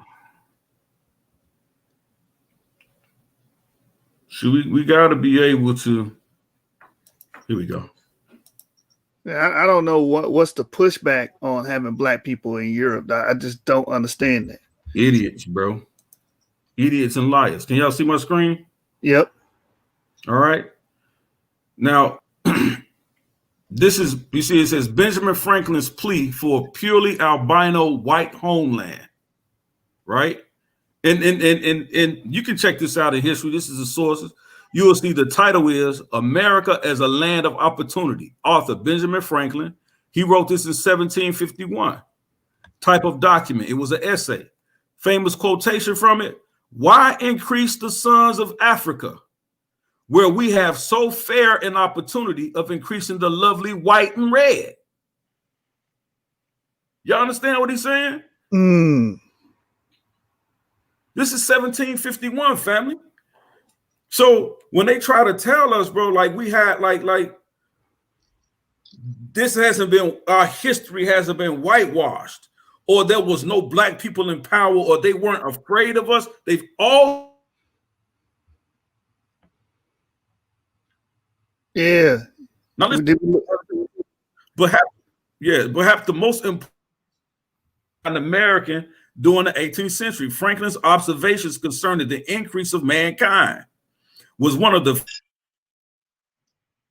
demography in the early 19th century. It would serve as an inspiration for Thomas Malthus, right? 1776, 1731. I'm gonna leave it up on my screen. I gotta grab this call right quick. Sorry, but I'm gonna leave it up real quick. All right. While he gone, since we got Orthodox Moor here, I'm gonna present a question because I used to get into arguments with Rob Bourne about the Moorish people in Europe, and what he would always say, "Well, I got sources saying that the Moors was white; they weren't black people." So, you have anything that can speak towards that, brother? You know, this is something that I actually listen to Dana Marnici talk about quite often. And she talks about how historically people don't understand how the term white is used amongst Afro-Asiatic people. And she talks quite a bit about how like white is used to talk like you could be a dark-skinned black person in Afro-Asiatic culture, but be denoted as white because you're the nobility of the culture. So it all depends on who's saying it, when, and where. Okay. What I would always do, I would bring them back to what was that source? I think it was a French king describing the faces of the Moors, and he said they were black as coal. I'm going off facts. So like, and people need to understand, like, so when Afro, like when the Arabs or Moorish people or Arabic speaking people use the term white, sometimes it's like, so even in Hebrew, there's a term in Arabic like karim, right? Or in Hebrew, khori, which just means white. It means in the sense of pure, right? It means freeborn and noble. Like, for instance, it's used to talk about the nobles of Israel and the nobles of Judah in the scrolls and whatnot, right? It doesn't, like, again, these same people are being talked about. Like, so when the Moors go into Spain, right? And like Tariq ibn Zayed, the general leading them, right? He's talked about like his like John Henry Clark says, right? He quotes a lady talking about like saying that that the armies were black as ink, the general was blacker still. Right? So talking about like the skin tone, they were obviously dark skinned people. You know what I'm saying? It's an obvious thing. All like there's no major scholars out there saying like, oh yeah, the Moors were the Moors that went into Spain were white skinned people. Like I need to see that. You know what I'm saying? I have yet to see anything of that sort. When white is being used, people need to understand that in certain Afro-Asiatic cultures, it can be used to denote nobility or whatnot. Go ahead. What do you think about the psychology behind people questioning, are black people legitimate outside of Africa? I just, so I'm trying to understand that.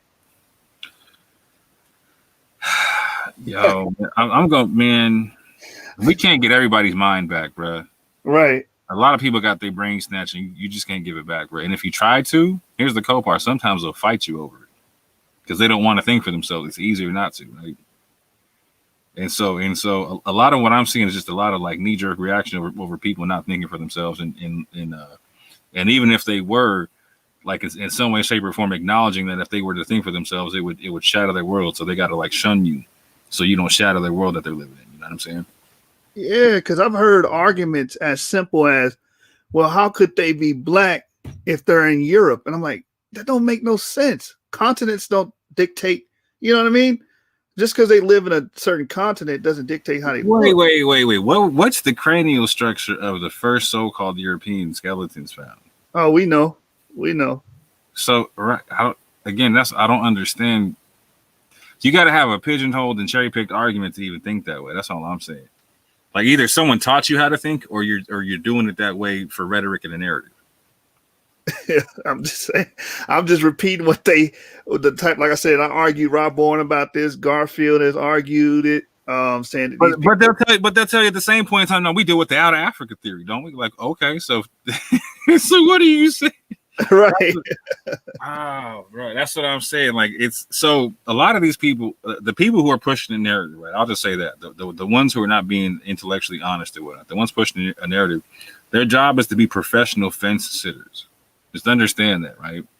So when you press them, at the end of the day, they just end up sitting on the fence, and they try to act like the other people are fence sitters, but like you don't really. They have to sit in echo chambers to be able to make this an effective argument or whatnot. When they get pressed in an echo chamber, or they step outside of an echo chamber, they get exposed real quick. I was telling my homies last night, you know what I'm saying? Like, go watch The Wizard of Oz, you know what I'm saying? Oz was this big bad dude, you know what I'm saying? But it just took it took Toto to go expose the fact that it was a dude behind a curtain. A little dog is all it took, bro. They're running with a lot of smoke and mirrors.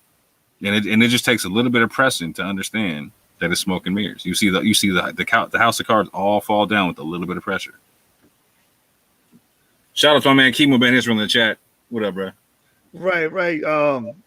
It's like ridiculous argument after ridiculous argument because they have like more structures in Russia. And I was having an argument with a brother. I ain't gonna say his name. He's a good brother, but it's like I'm like, Russian icons depict Ivan the Terrible as a black man. Why is that a problem? And he basically said, well, I seen a documentary. This was his argument. I seen a documentary on the History Channel and they showed him as a white man. That's what he was standing on. I got you. Okay, so so when you press on it just a little bit, you know what I'm saying? You see that Alexander Pushkin, the person who's known as like the Russian Shakespeare and responsible for much of the Russian language, you see that he's by blood lineage Moorish. Right. Come on now, family, what are y'all talking about? But they saw a documentary, and that's enough proof. That's like seeing a bust. You know, like a lot of these Roman busts and Greek busts come after a certain point in time, and they're not actually like a lot of times when you go on Wikipedia and you see a picture of like, let's say like a Hannibal or somebody from a Roman time period, it's a modern depiction. It's not an actual historical bust of these people. Right. You know what I'm saying? It's like about the whitewashing versus the blackwashing. You know what I'm saying? I had that argument. They said we know that Bar Kokhba, the one who led the Jewish revolt in the 2nd century, was white because we have his bust. I'm like, brother, if you look, because he pulled the wiki article, I said, click the image and see the date of its construction. And it said it in the wiki article that it was like made in France or German, like you said, Germany, in like the 19th century. I was like, bro, you guys do not have good research methodology. I mean, poor scholars, but they use these arguments and run with it. And it's like a duh, you didn't know that. That's how they talk to us. You didn't know they was white? And the cool part is you can see a bunch of Renaissance and post-Renaissance work of European painters depicting Moorish people as dark skinned and Israelite people as dark skinned, etc. and whatnot. Right, right. Who do we trust? The people who were there painting what they saw, or these people making these busts in other countries years and decades and centuries later? So today I'm talking to Garfield or whatnot. He's like, man, what y'all need to do is develop a methodology and just understand how to do a research question. Blah blah blah. I was like, what do you think did you go watch the video we did on the pews, bro? Yeah. Did you even go watch it, bro? Yes, like anyway. Man, you brought out a bombshell when you brought up that ex-slave that wrote 3 Qurans off of memory. Yeah, facts. Yo, like that's amazing because these people think you have to come with written material or have an actual Bible, but these people could remember the whole book. And they said he wrote it down 3 times. Mm-hmm.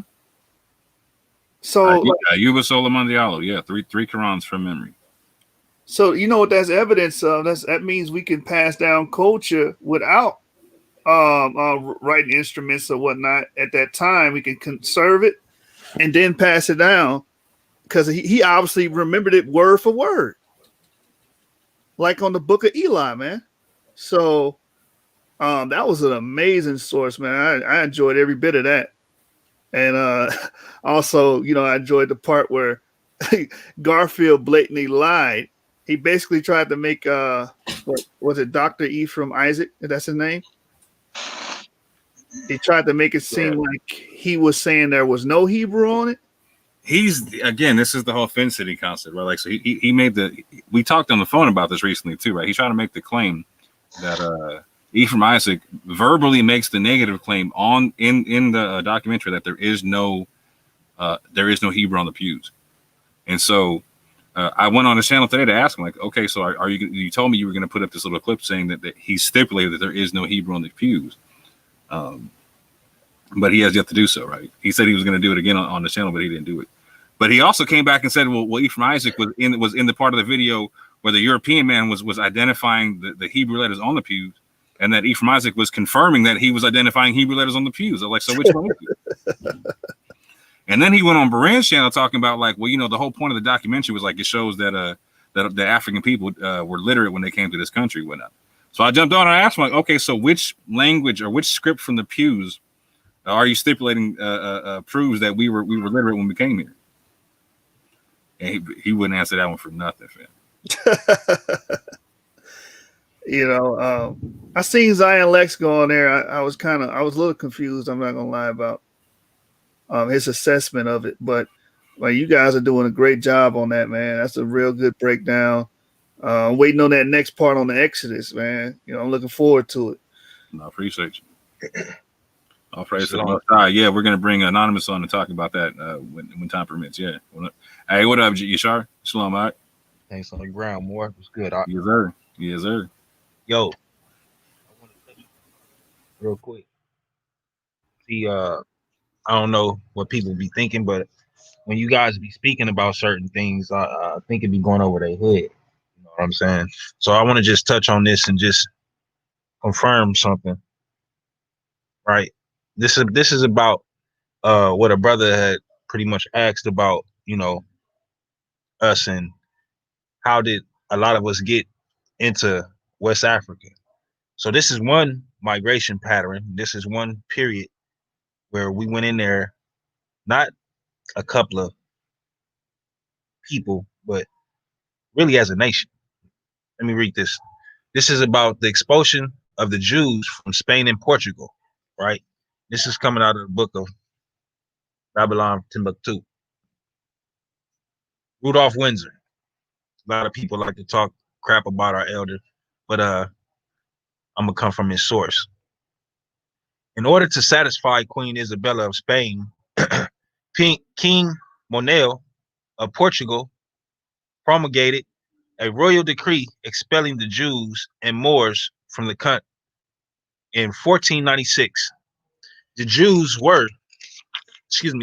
who were expelled from Spain and Portugal were scattered throughout the Mediterranean coast. It is estimated that over 100,000 Jews departed from Spain and Portugal during the persecution and the expulsion. Some of the Jews went to northern Egypt, northern Europe, Italy, and Turkey. But most of them went to the Muslim countries of northern and western Africa. These black Jews would naturally go to African countries most of all because of less persecution, and they could disguise themselves easily amongst blacks. So when you understand the Jews that was in Spain and Portugal, understand this. We're talking about royalty. We're talking about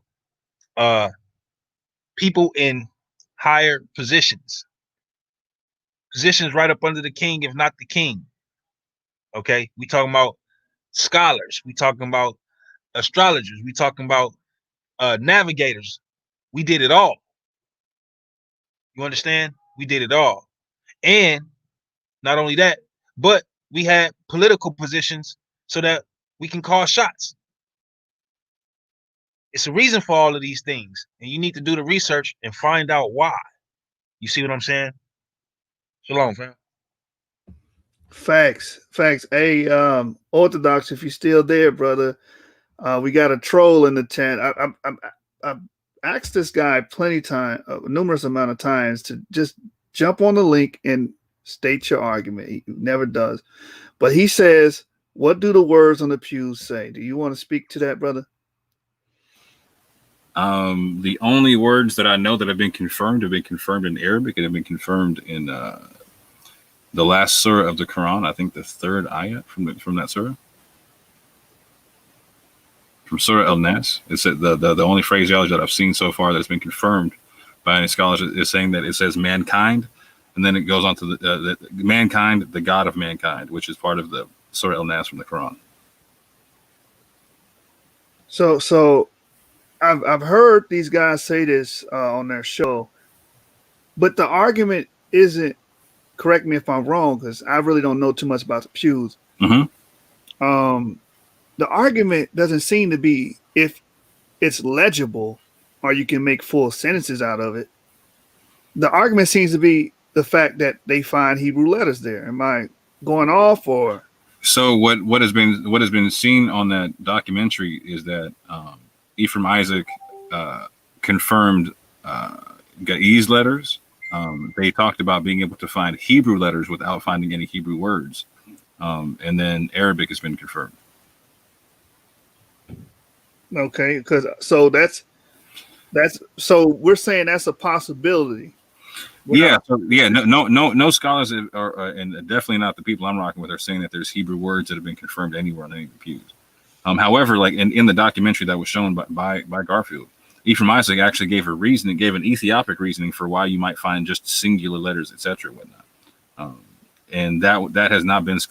And again, they're trying to rule that out without recognizing that it goes against what the documentary is actually saying. So one person that goes on there and identify the person who's brought on to deal with the Hebrew, who's identifying a couple of letters there that Ephraim Isaac is affirming.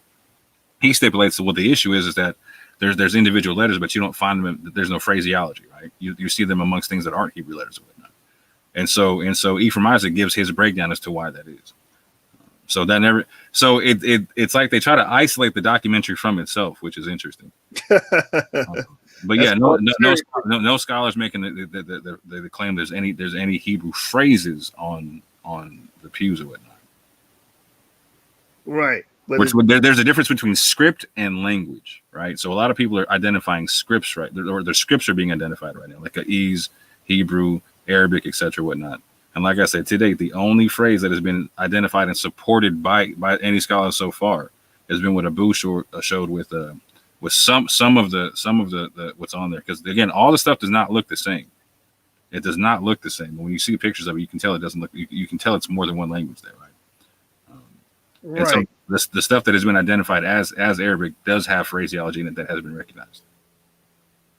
Yeah, but these guys, they're just throwing away the possibility that there could be Hebrew on there. Mm-hmm. And I don't see where they're getting that from. So again, Hebrew. Again, here's what people need to understand: Hebrew has already been confirmed as being on the pews until otherwise shown as such. Because again, on the document on the documentary, they're saying we see the letters, we just don't see any words. So again, the script, not language, has been identified. So the Hebrew script, Ga'ez script, Arabic script, you know what I'm saying, has definitely been identified. Arabic language has been identified. The phraseology has been identified. No language has been identified for Ga'ez. No language has been identified for Hebrew. Right. But what's also interesting is, so when I was on the Dagger Squad on the show today, Brother Reggie came out talking about, I think there's some stuff on here that looks like the Wolof script in Arabic and whatnot. I was like, cool, got you. So I asked him, like, so would you agree then that if there's anything in the West African Arabic script that we would have to examine everything on there to see if it has any other form of West African Arabic? Is it Fulani Arabic? Is it the Yoruba Arabic? Is it the Hausa Arabic? You know, so he was, oh yeah, 100%. And then eventually he agreed that if we're going to rule out Hebrew being on the script or on the pews, that's a negative claim, right? A positive claim is that it's on there. A negative claim is that there is no Hebrew. If you're going to rule out Hebrew being there, you have to rule out Hebrew being written in other scripts. So, for instance, if there's Ga'ez being identified on there, you have to rule out any Hebrew being written in Ga'ez. Just like the Ethiopian Jews write in Ga'ez now, you have to rule out that concept. You have to rule out the Hebrew language being written in the Arabic script. And so even Dr. Reggie agreed with that you would have to rule that out. Even Brother Reggie agreed with that. Yeah, we need that clip, man. I got it. You already know what it is. Yeah, man. Yeah, man. I'm premiering on my channel tomorrow morning. You know what I'm saying? Oh, okay. Yeah, I'm definitely gonna check that out, man. Feel free to do whatever you want to with it. You know what I'm saying? I need all of my audience and viewers, you know what I'm saying, especially Genesis 49ers, to go over to the Orthodox Moors channel and show him some love and subscribe to his channel, bro. He's got a lot of good content. You know, they're currently breaking down the Exodus.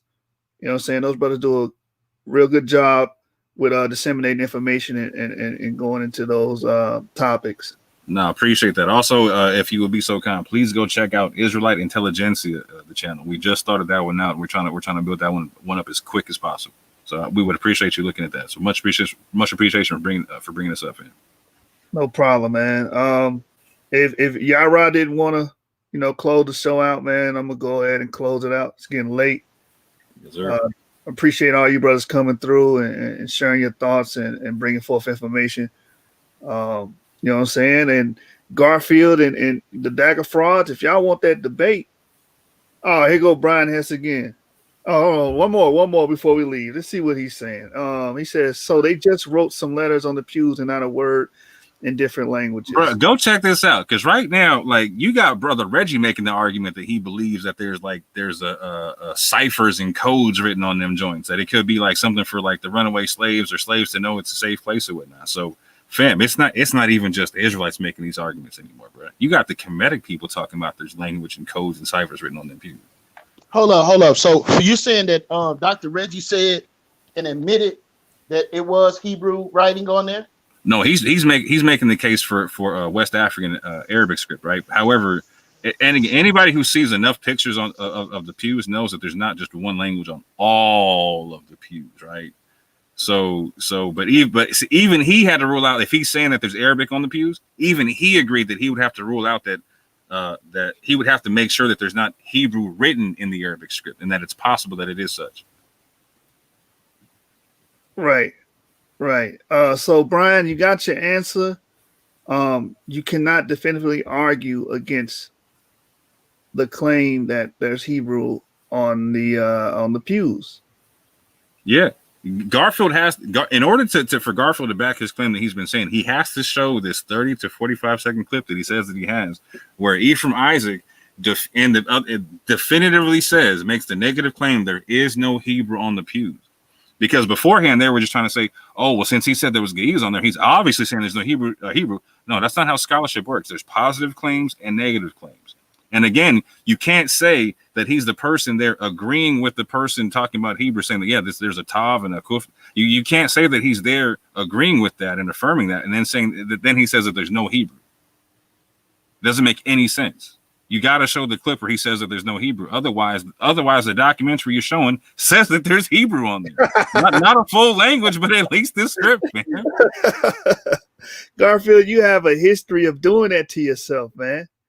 I remember you were saying that all the Jews were white and we just wanted to be crackers or whatnot. And you stood in there right on side of the TV. And we're going to play that clip one day while you were debating Reggie and read that the Jews of Portugal and Spain were black. You read it and then you tried to hurry. I was like, yo, he keep killing himself.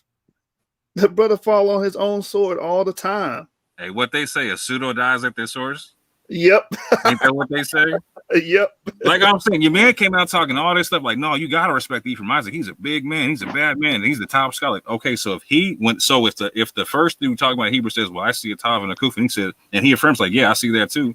What then? If he's this big Semitic scholar, do I not take him at his word there, or what? Is he not seeing Hebrew and Ge'ez?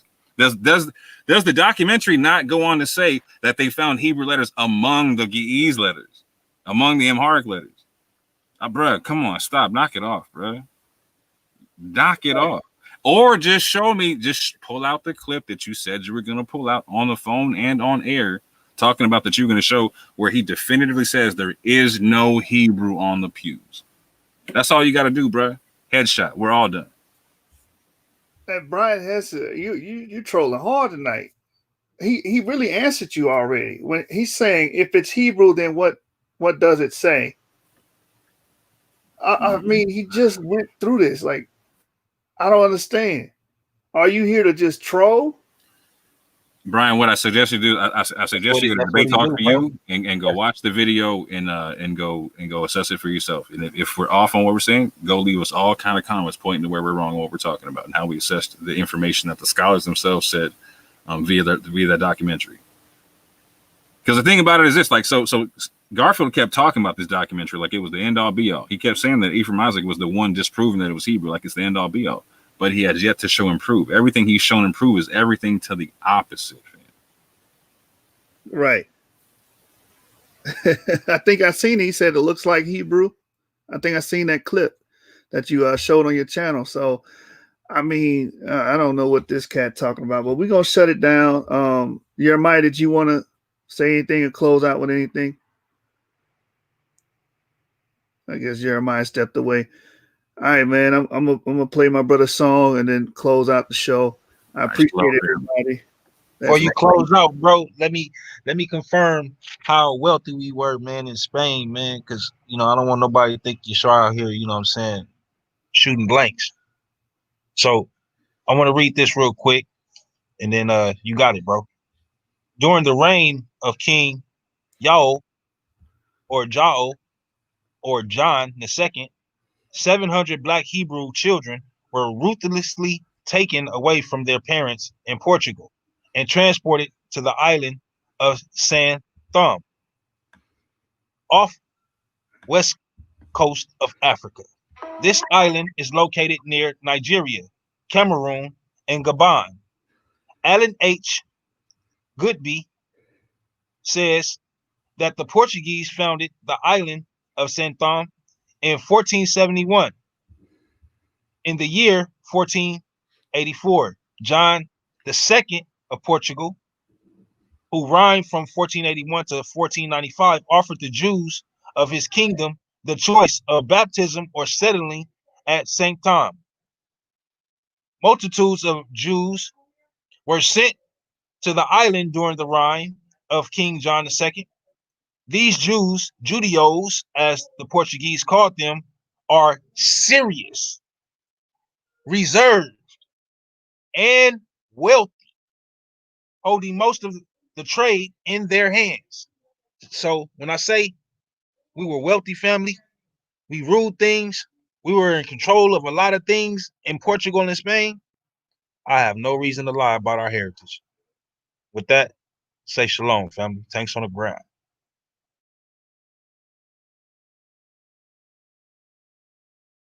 All right, big facts, man. We about to close the show out with our brother song. Shout out to the SUC, Source Stuff Click. Shout out to Orthodox Moore, Elder Uriah for coming through and showing love. Gideon Stepper. Shout out to Anonymous Hebrew. We're going to continue to form Voltron against the enemies of Israel. That's right. Yes, sir.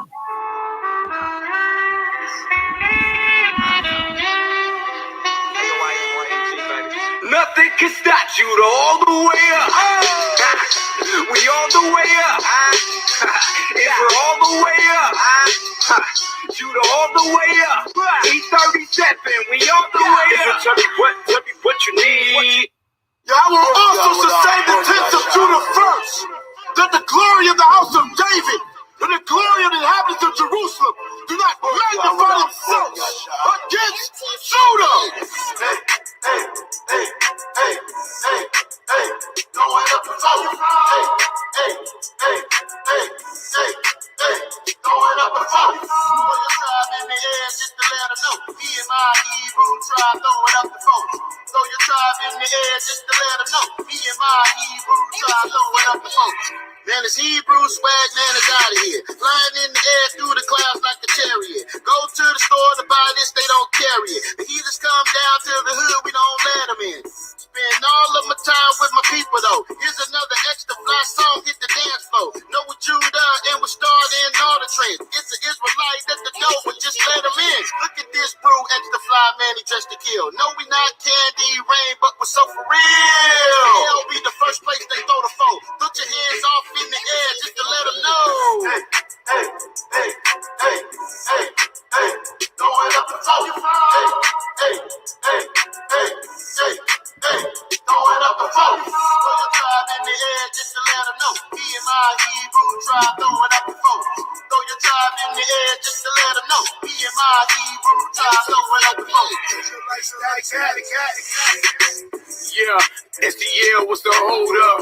When you hear the Yahoo and see the foes up, make all my people two-step in this. Shoot a block folk tribe, yeah, we rep with this. I got my SIG on me, but on the low I keep it cool. Old school gang, speak not to a fool. Never compromise cause I play by the rules. Fear of your hours, so it's like I don't abuse. Yeah, so folk tribe get a play back. Northern Gate, West Bank, first to say that. Fake you cocksucker, we don't play that. The first city with the foes on the map. Hands on Hebrews with the strap in the back. And when it comes to the spirit, we stay on attack like King David and his sons. Folk tribe where we from. Ain't a thing built a kingdom from a crumb. Righteous, you can keep your priests and your nuns. Melchizedek, you the king and priest. Crown the lion of Yahweh, I through him I speak. Going up the phone. Going up the phone. Throw your tribe in the air just to let them know. Me and my Hebrew tribe throwing up the phone. Tear the flow up, throw your force up, froze up, about to blow. Party till we fold up. Dedication to our king and the nation. We at the feast in good old place. I'm a Shiaki, I was shot, no patience. Brothers falling off, no patience. Sick against the laws, he's Satan. Talk about the royal laws, you break. Sisters looking good like a vacation. We the real Jews, no fake. Jeremiah on his way, location. You it big in the heart of the nation. Going up the phone. Going up the phone. Throw your tribe in the air just to let them know. Me and my Hebrew tribe throwing up the phone. Throw your tribe in the air just to let them know. Me and my Hebrew tribe throwing up the phone. Yeah, just to let them know. Me and my Hebrew tribe throwing up the phone. Yeah, just to let them know. Me and my Hebrew tribe throwing up the phone. Yeah.